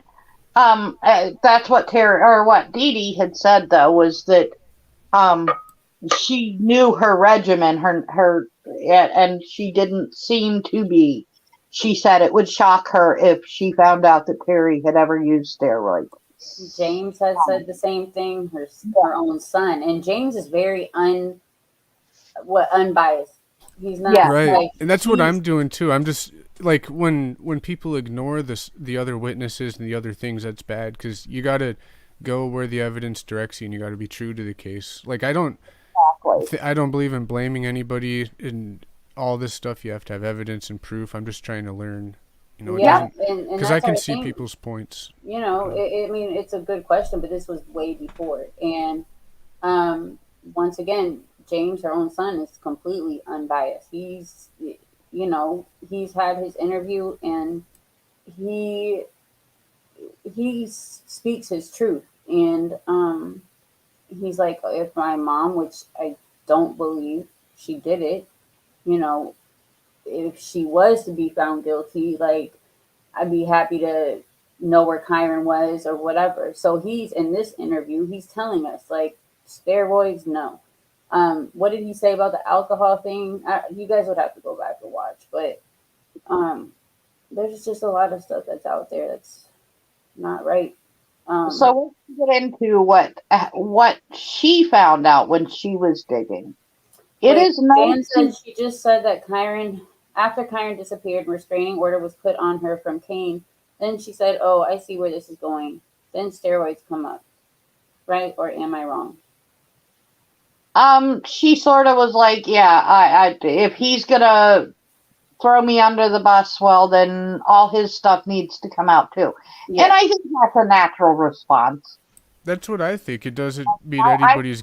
It's like a separate situation that didn't have to do with the disappearance. It's they're feuding and fighting and bringing up each other's dirt. That's what it seemed like. Right.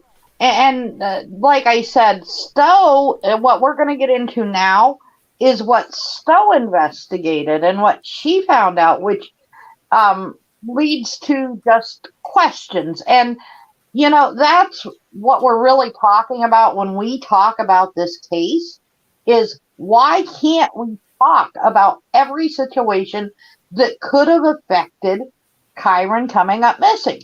And for Stowe, she really brings out some good, shocking points in this. It is no secret that Oregon has seen its share of corruption, allegations in recent years. The very public and very disturbing account of its Governor Neil Goldsmith's involvement with a 14-year-old girl earned Williamette Weekly Nigel Jagus a Pulitzer in 2005 for breaking the story a year earlier. As a strong argument for the trickle-down effect, Goldsmith's former driver, Bernie Gusto, who became the MCSO's sheriff following the debacle, was forced to resign his position when a state agency declared that he would be removing his police certification due to his lack of moral fitness, outlined in the now infamous Gusto report, which you can look that up. That's another huge, long. I started to dive into that. It's interesting. A former sheriff, Bob Skipper, was then appointed to take his place, but after 2 attempts could not pass the required certifications. The current sheriff, Dan Stanton, who has since won an election. Hold on, you guys. I'm going to pull up real quick. You guys can just see while she's reading this. This is only a few. I'll pull up the rest later. But this is some background on Dan. Very, very corrupt. Okay, go ahead. Sorry. All right. Danton, who has since won an election, was appointed in his place. Several current MCSO officers assigned to Kyron's case were interviewed for the Gusto report. In fact, Bobby O'Donnell was the lead investigator in Kyron's case for the first 18 months, who, according to his own words in his interview, was the unfortunate subject of an allegation involving his own very messy divorce. MCSO's Sergeant Brett Ritchie stated in a police interview that O'Donnell was seen waving a gun and threatening Ritchie's life after he began dating O'Donnell's ex-wife, Laura O'Donnell. Was granted a restraining order against Bobby later. Became an agreement between the couple. The lead investigator in the case of a missing child openly threatened a ranking officer, and that incident was never investigated outside of Ritchie being told to stay away from O'Donnell. O'Donnell's disposition and his motion to quash it are the subject of a hearing scheduled for Friday, September 13th, 2013. There is no question the agency tasked with this investigation into the disappearance of Kyron Horman has had several more recent embarrassing entanglements. In another investigation piece by the Willamette Weekly, and I just want to put this out here right now. The Willamette Week, that newspaper is really, really big, and as you see, they cover a lot of this dirt. They were blocked from all of the news conferences with Kyron's family. Like, Kyron's family said, we don't want you here, because they were looking at the whole picture and not just blindly saying, hey, Terri and Dee Dee did this. It exposes the egregious overtime paychecks that members of the prosecutors and investigators assigned to Kyron's case had received during the early months following Kyron's disappearance. And we're talking hundreds of thousands of dollars here, guys. Like, these people made paychecks off this. All right. I just want to interject for a moment. I know that there are people asking about private investigators. Now, we do know that Harry Oakes with Canine Search and Rescue did offer to his services at no charge and was turned away. Isn't that right, Lexi? Yes, and we interviewed him on the channel. He is, SAR, what is it, SAR? That's what they call it. He has his SAR dogs. He offered to search. He's one of the best searchers. Like, he's only been wrong 4 times out of like 17K cases. He found he solved, what's that really? Was it the Skelton? No. No. The I two don't. girls with the Ward Weaver. He solved the Weaver case after the FBI went in and the police went in with their dogs. Harry went in right after them with his dogs and ended up finding the 2 girls that Ward Weaver murdered and buried. So he went in there with his dogs. He was only able to search a specific area, and then Desiree and Kane said they did not want his services. And that is because he had to testify. Tony Young, which is Desiree Young's husband, he is a police officer for a different county in Oregon. And Harry had to testify in court against this county. So, I mean, I guess he was holding a grudge, and they didn't want Harry to help him. So they sent him away. For a PI, we were actually looking into a PI. There has been no PIs. But Dan's right. If documents, I mean, what could, I don't know what a PI could do, but it might help. Okay, so this article goes on to say, it is unclear how MCSO ever had jurisdiction in the investigation of Kyron's disappearance. According to Skyline School's field safety... Harry Oakes with SARS. Yeah, we have an interview with him on our page. Look up Harry Oakes, Portland, Oregon. He's also in our Facebook group. Kyron's mom, Desiree, and his dad, Kane, they refused his help. All right. Ready to go on? Yep. All right. It is unclear how MCSO ever had jurisdiction in the investigation of Kyron's disappearance. According to Skyline's Schoolfield Safety and Response Plan, the Portland Police Bureau is the agency of record. MCSO former's woes might have paled a bit in comparison, if only by the difference a year makes to public memory. Exactly 6 cents. Sorry. That of their following neighboring officer in Canby, located in Clackamas County. After several investigations into selling and possible use of anabolic steroids, a Canby police officer, which were repeatedly stalled due to his captain tipping others off in an alleged ring. Officer Jason Deason was arrested along with Canby landscape supply owner William Traverso.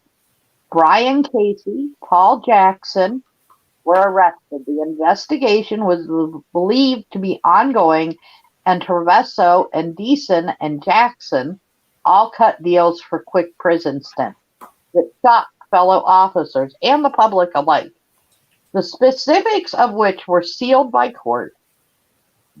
It is known that the Federal Bureau of Investigation continued to require the ongoing cooperation of its criminals-turned-informants to pursue federal indictments against possible targets and law enforcement and members of the bodybuilding set, to include acquaintances. Hold on. Pause. Sorry. Hold on, no. No. Hold on. No. Stop it. Hold on. Include acquaintances of Kane and Terri Horman. God. I am going to kill you. No, he is not biased because he doesn't like any of them. He doesn't feel right about, he says it in his interview. He doesn't feel right about Terri. He doesn't feel right about Kane. He doesn't feel right about Desiree or Tony.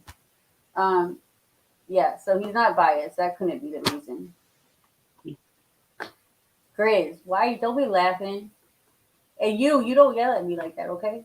You yell at me like that. I'm playing. All right, go.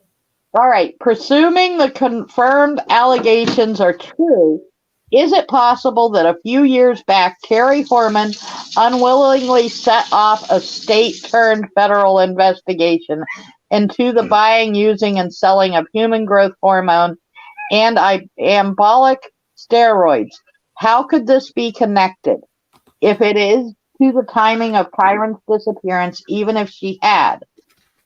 Jackson threw a plea deal on state charges in 2009, where he admitted to selling anabolic steroids to Canby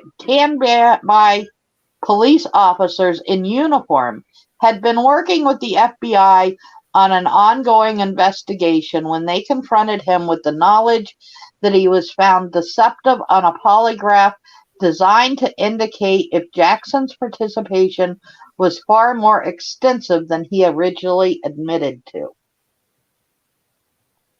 Jackson, with his attorney, began cooperating with federal authorities shortly after his arrest. He identified his sources for steroids as Vancouver resident Rainbow Bow Wild Keepers, 39, a competitive bodybuilder and photographer. Agents ran Keeper's name in federal database and discovered that an Arizona man had tipped off the Drug Enforcement Administration years ago that Keepers was his source of steroids. Keepers was never charged. On June 3rd, the day before Kyron went missing, on June 3rd, 2010, approximately 24 hours before Kyron Horman's disappearance, Jackson was arrested on a federal warrant following a sealed indictment issued the day before after failing a polygraph and refusing to help the FBI further. From the indictment, between June 2nd, 2005 and May 2008, in the District of Oregon, Brian Casey Paul Jackson Brian Casey, Paul Jackson, defendant herein, did knowingly and unlawfully distribute human growth hormone for use in a human to a person with the initials BW, whose full name is known to the grand jury in violation of Title 21 United States Code Section 333. It has since been revealed that the initials BW stand for Bradley Warden. Warden owns a few businesses, all relating to wholesale gym equipment or nutritional products. Warden has never been charged. Between June 2006 and June 2007, in the District of Oregon, Brian Casey, Paul Jackson, defendant herein, did knowingly and unlawfully distribute human growth hormones for use in a human to a person with the initials NW, whose full name is known to the grand jury, in violation of Title 21 United States Code Section 333. The identity of the person with the initials NW is unknown. Between June 2nd, 2005 and December 2007, in the District of Oregon, Brian Casey and Paul Jackson, defendant herein, did knowingly and unlawfully distribute anabolic steroids, scheduled in controlled substances, to a person with the initials GP, whose full name is known to the grand jury, in violation of Title 21 United States Code Section 841 and 841B. The identity of this person with the initials GP is unknown. Whew. Between hold on, is that all, like, I mean, these are all people that they know they sold to. Yeah. Do we need to go through all of them? There's only one more. Okay. Between June 2nd, 2005 and June 2007, the District Oregon Brian Casey and Paul Jackson, defendant herein, did knowingly and unlawfully distribute anabolic steroids scheduled 3 controlled substances to a person with the initials SB, whose full name is known to the grand jury, in violation of Title 21 United States Code Section 841 A and B. The initials SB refer to Steve Baldone, a former work associate of Jackson's and current Oregon State Safety Officer. According to U.S. Attorney Joe Shoemaker, Jackson sold Bedouin at least 50 pills of the steroid Winstrol, an injectable steroid called Deca, Durbin, Sistan, and in June 2007, 100 pills of Anavar. On 1 or 2 occasions, Shoemaker also said Jackson sold Bedouin $500 worth of human growth hormone. Investigators discovered the sales through witnesses, interviews, and Jackson's computer records, Shoemaker said. So now she goes on to from buff to puff. In contrast to Jackson, although Trezrose also sold to Deason and other members of law enforcement, William Drake Trasvo, a former competitive bodybuilder and Mr. Oregon, cooperated extensively with the FBI by identifying other law enforcement officers he sold steroids to, and got a lenient sentence of 15 days in jail, 30 days home detention, and 24 months probation with no federal charges.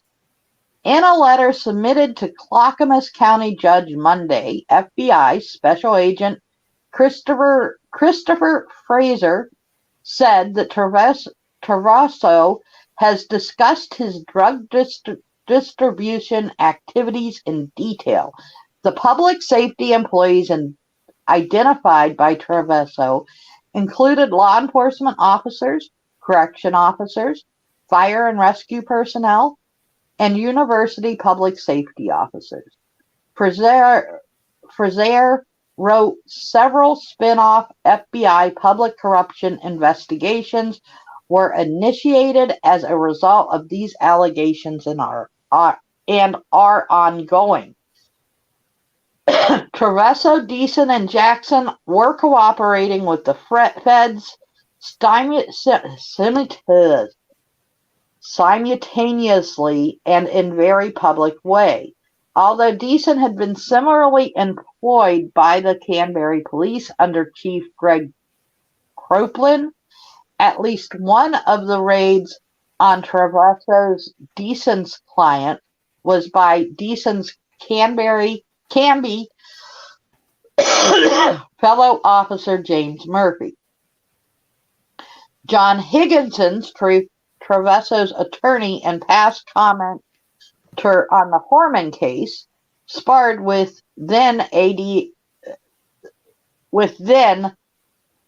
DA Norman Fink as well. It's Assistant District Attorney Norman Fink as well. Hinkson unearthed the report that included Murphy had been demoted following Deason's arrest, and his credibility was called into question. Murphy worked the graveyard shift with Deason. The report also revealed that both Deason and Officer James Murphy, who was one of the few to initiate an investigation into Deason's steroid abuse, were put at risk when they were scheduled to work side by side as only two officers on that shift. Hingston obtained a 2009 report written by private detectives the city of Canby had hired to investigate the steroid scandal. Among the findings, Murphy had been demoted from detective to officer for alleged dishonesty.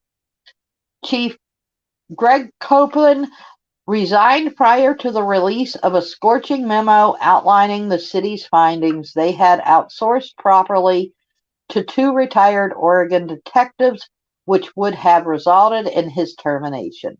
Murphy, still employed by Canby Police, is apparently looking to renew the agency's stint for bad press.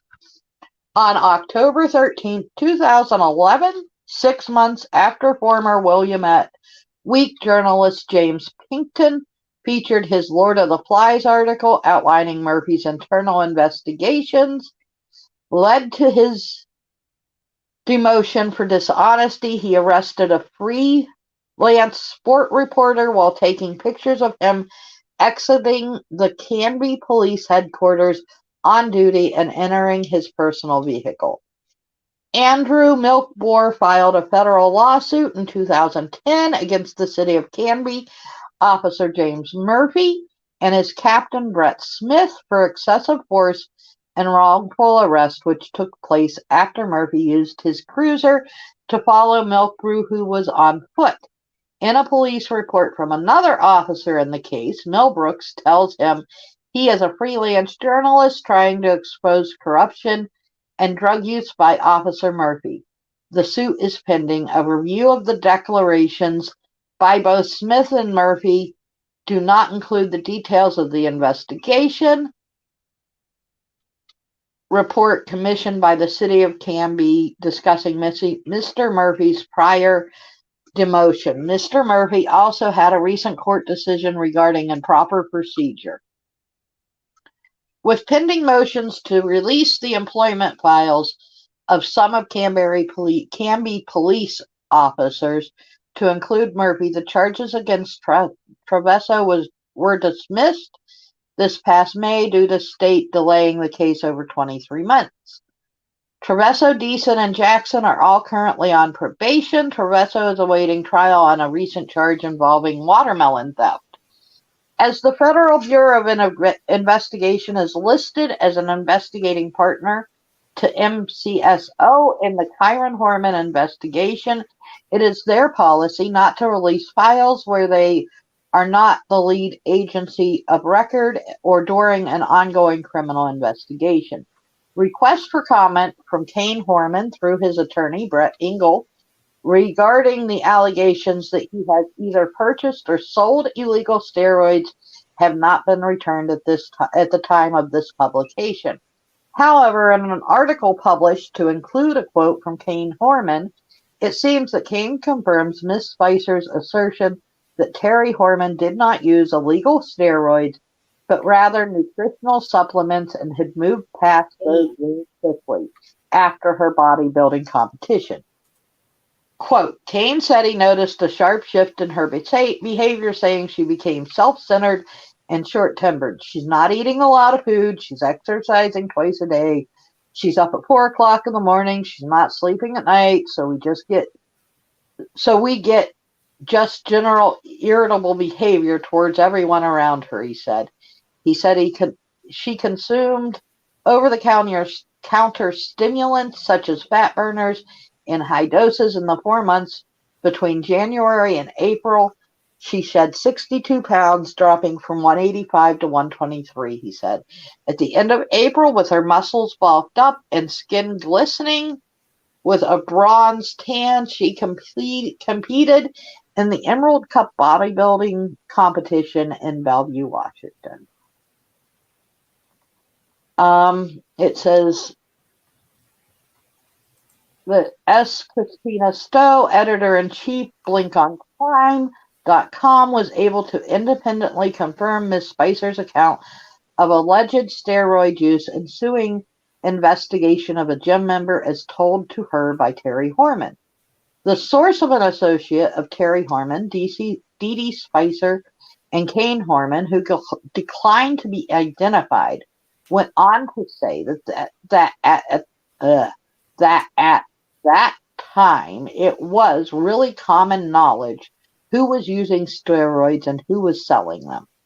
Was not aware previously that Terri Horman claimed to have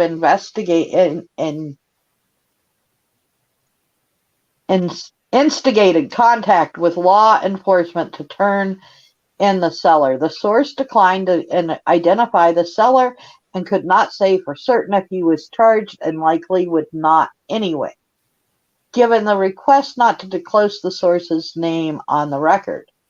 Reached for comment, Terry Moulton Horman's attorney, Stephen Howes, declined to comment based on his policy of not speaking publicly when a client has pending legal matter. A request for comment to Mr. Bunch, Terri Horman's divorce attorney, has not been returned at the time of publication. So she goes on to say, more questions than answers. Following several hours of interviews with Dee Dee Spicer, the woman who was not a close friend of Terri Horman, but ultimately was the closest to her in the early days of the investigation, are we left with more questions than answers about what could have happened to the little boy whose 11th birthday was 2 days ago. So this article is written quite a while ago. Like I said, you can go on. The rest of it's just her finishing up the article, sort of giving her outtake on it. And because of time, I don't know that we want to read all that. What do you think? It's a lot, and like we still have the corruption of Staten because he's no longer working.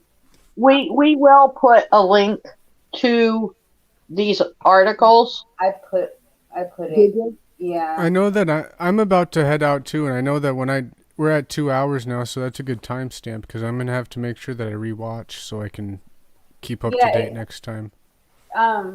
We can answer questions, you guys. We can go through a little bit more. Graz, we really appreciate you coming on.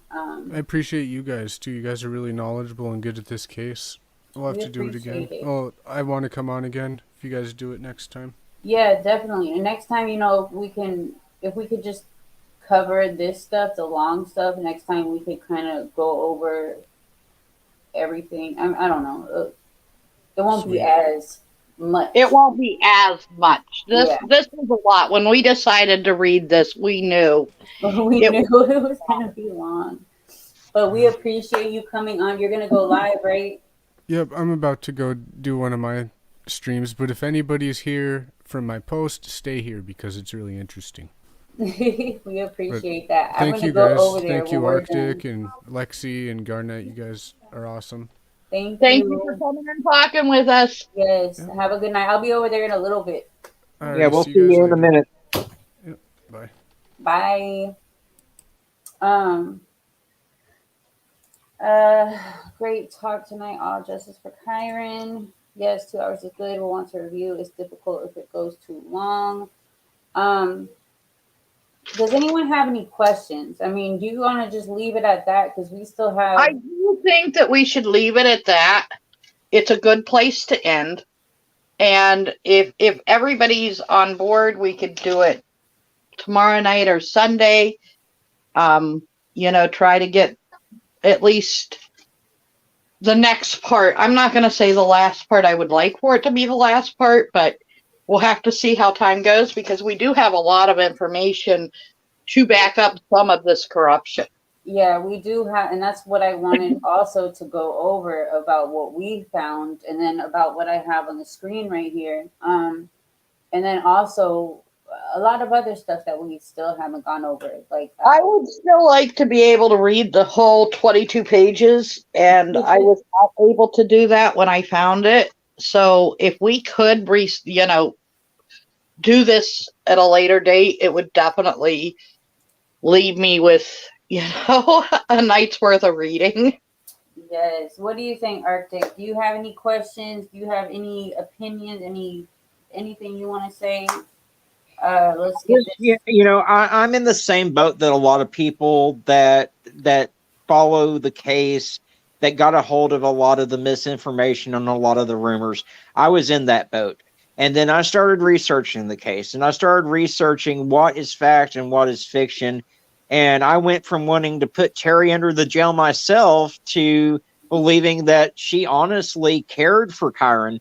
She posted photos of that boy on her Facebook on a regular basis. She was, in fact, the only mother that Kyron really knew because Desiree wasn't really in his life that much.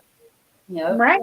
Right. And that's what we want people to know everything. Dan, I appreciate that. It's all about willing to learn other stuff and not just go with what everybody else is saying. And guys, I say it all the time. We can be 100% wrong. We can be, but what is the harm? 12 years. What's the harm of looking at every other angle? Yep. And the book, you guys, is not a Bible. Okay, we have screenshots from the author saying that none of it has been verified. The only person that verified anything was Desiree. And Desiree is very bitter towards Terri. And you know what? I can't judge that. I wasn't there. I don't know the specifics. And regardless, her son's missing. I might be bitter too. Yeah. But I truly believe that taints a lot of the book because it's all her opinion. It is. None of it was verified by Kane, James, Terri, nobody. So there's a lot of misinformation there that just if they would have verified it with one other person, they'd have said, oh, wait, there's two different stories here. Yeah. And that's all we say. Just do some research, look into things. We're constantly trying to find new stuff, and every time I look, there's something new. Yeah, like Well, I think, and like I say, in so many of these cases, this is one of the first ones that had all the bullshit and speculation strung up in, but in so many of them, I would rather be wrong and side with the parents in a case than be wrong and throw the parents and the people that love this child under the bus. And if I'm wrong, if Terri was responsible for Kyron's death, I will be the first to come on my channel and say, hey guys, I was wrong, and I hope they stick a needle in both of her arms. Exactly. And we will too.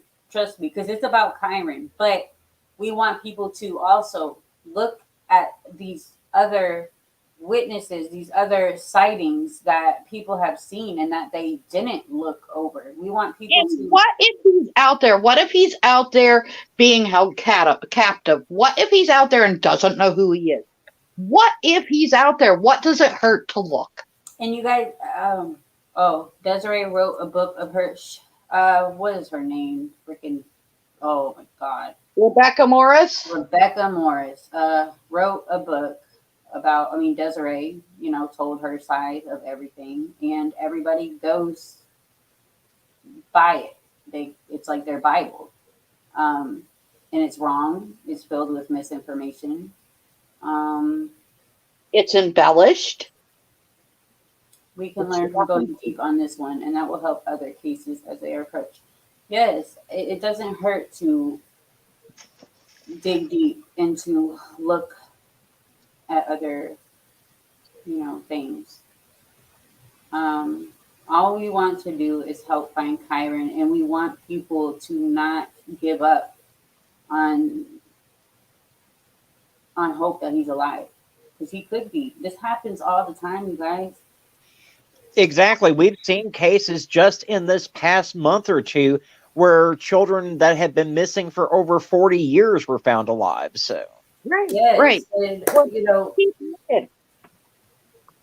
and we're not here to, you guys, we've gone through so much. And if we really did not, it's about Kyron for us, because if it wasn't, we would be gone. We've been through hell, literally. And all we want is just facts out there. None of the stuff that's put out there has been correct. Who goes around saying that there is evidence that Dee Dee buried him? And I want to show you guys also. See, there's so much, there's so much on our Facebook that you guys can learn from too. But I'll show you guys next time on the screen share. You can't go around saying he's buried and Dee Dee did it. You can't just say that when there's no evidence. There's no evidence in this case at all. And stop encouraging people to stalk these people. There's no reason for that. No reason. They're not named as a suspect. They're not named of even a person of interest. exactly. So until that's done, until they're guilty in a court of law, they have every right to live. It happens in a lot of cases. Arctic, what about Monkey's parents? It Yeah, happens- we've seen it play right before our eyes for the past year and a half in the case of Michael Monkey Vaughn. These nefarious creators wanted to spin a narrative that Tyler was responsible somehow for Monkey's disappearance, even after law enforcement came out and cleared the parents and said that they had been fully cooperating with law enforcement, that they were not looking at the parents. They still spun this narrative that somehow Tyler was so responsible for something happening to Monkey. And now that it looks as if there is a possibility that Michael may not be with us, well, now their stories are changing. But I have not seen one of these creators that have spent the last year and a half throwing these poor parents under the bus and tormenting them. I've not seen one come out and publicly apologize to these parents. Yep. Right. And their lives have been tore upside down. Not only are they grieving, trying to find their son, but their lives have been tore upside down because people are vicious. Not even just their lives. The Michael's siblings' lives have, because people are contacting them. And you don't think that if your brother or sister is missing that you're not going to go on social media and Google what's going on in the case? Well, of course they see all these live streams where people are tearing down their parents. How the fuck do you think that makes them feel? They're re-victimized all over again. You guys, and Terri has never been able. People ask why she's not out there looking. Because she is being harassed. Her life is threatened on a daily basis. Do you guys not think that she wants to? Have you seen the last interview that she was able to do, but then people turned around? Her? Her whole life was ruined. James said that she sat in her room at her parents' house, in her room, days days, like would not leave. She wanted to help so bad, but she can't. She And can't go everything out there. she does, she made flyers, and the flyers ended up with the wrong number. Now, printers make mistakes, and that's what I'd like to think happened there. Is the printer Everybody knows the number to it. You call 911 or you call the county, you do something. I mean, it's a number. But everybody just absolutely criticized her and tore her up in the early part of this over that. They don't even know what happened, and that's what they did. Kyron had a history also of walking out of his classroom. It happened a couple of times, and they were looking for him for what? Hours? Oh, I know. Yeah. Yeah. But I know that it did happen at least twice. Once he was with another kid out on the soccer field. Yep. And that was during this school year that he went missing. So, there's a lot. And, we're wrapping up. So, we can get into all of that. Like I said, I want to say that the next one will be the last one, but it's a lot. It's a lot, and we just want the facts and the stuff that people have never heard, and we want all this information out there, and we really hope that you guys go over all of this and really take it all in for Kyron. And like I said, don't believe us. Go do your own research. Look up this stuff. We will give you all the links. Make calls. Hey, I talked to Dee Dee's lawyer, and he told me the same thing, and he said, what do people want all these years? He said, she doesn't know anything. So what is she supposed to say? She's been saying the same thing for years and years and years. And, you guys can make calls too. You guys could call people and see if they'll talk. Call friends, call family.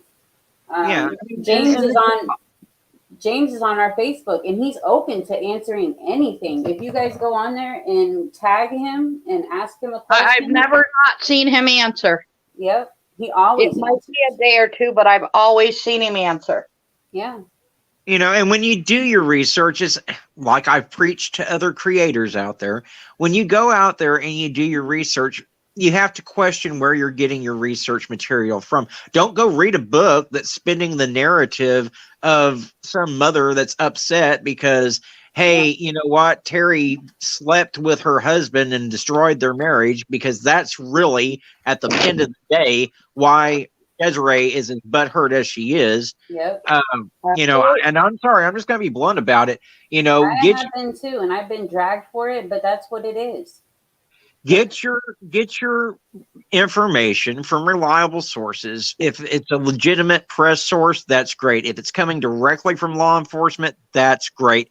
Some of the links and resources that are in the group, we'll be happy to share all the resources that have been verified and vetted.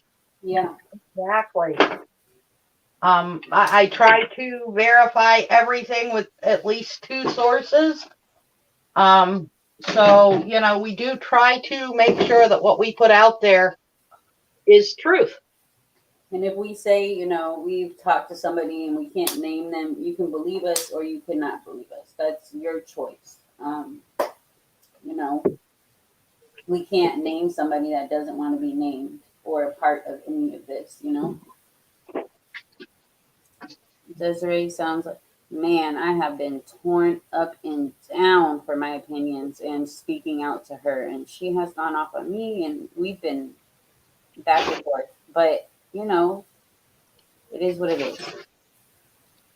But we appreciate you guys for listening. I know it was long. Thank you so much. And Garnett, you did awesome reading all of that steroid information. I was like, oh, you, honey. It was definitely a labor of love. I need to stop smoking because, man, I could barely fucking breathe while reading. I know. Oh, my God. But, yeah, we appreciate you guys. Arctic if you guys have not subscribed to Arctic Fox True Crime, please go subscribe. Please go share his Checking videos. convictions, grazes. Yep. Checking conviction, graz. It's not the real graz anymore. It's graz. You know, go check out these creators, especially Arctic Fox True Crime, Checking Conviction, and Graz. They're amazing. Arctic comes out with 10 plus videos a day, and he helps bring awareness in the right way. So please go do that.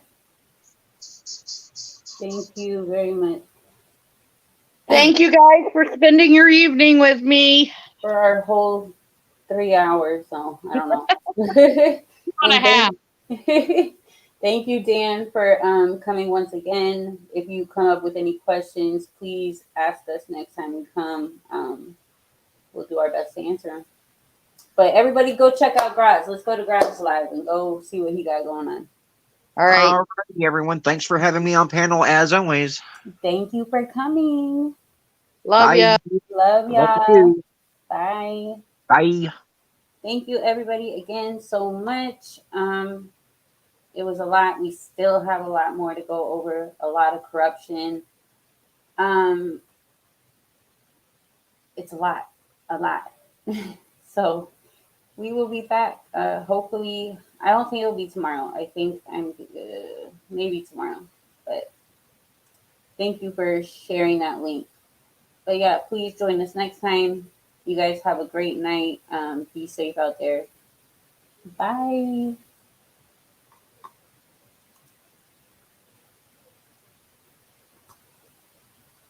Wait, I'm going to take notes from you all. I've learned so much tonight about this case and being a very new creator. I've learned a lot from you. Tell me all about YouTubing. I appreciate it, Mimi. We're new at this too. We just started, and you know, we started this because of Kyron, but then we got connected with Arctic and Checking Convictions, and we were like, you know what? We need to start advocating and sharing every single person's stories. So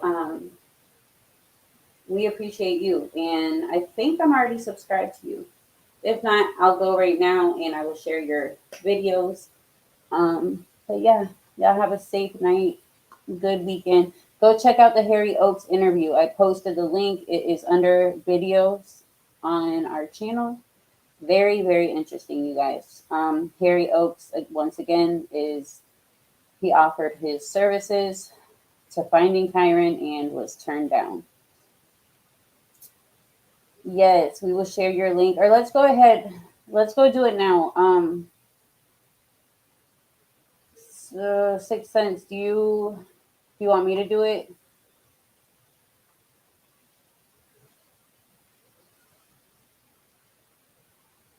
Hold on, you guys. I'll go do it real quick.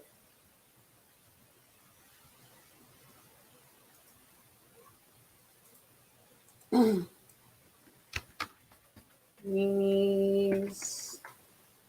You guys, I suck at this.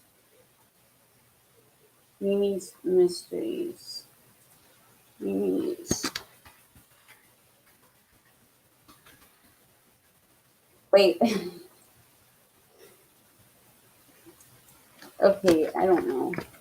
Mimi's Mysteries. Oh, right here.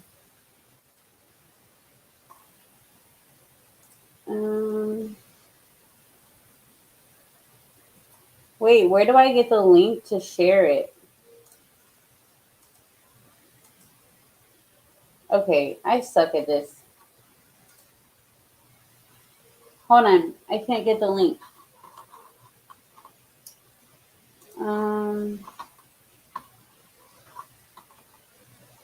Okay, I just subscribed.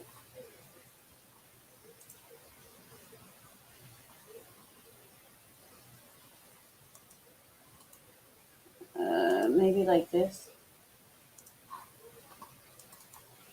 Is this it? Okay, well, we'll do it the right way. That's it. I don't know how to share it. I only know how to share videos.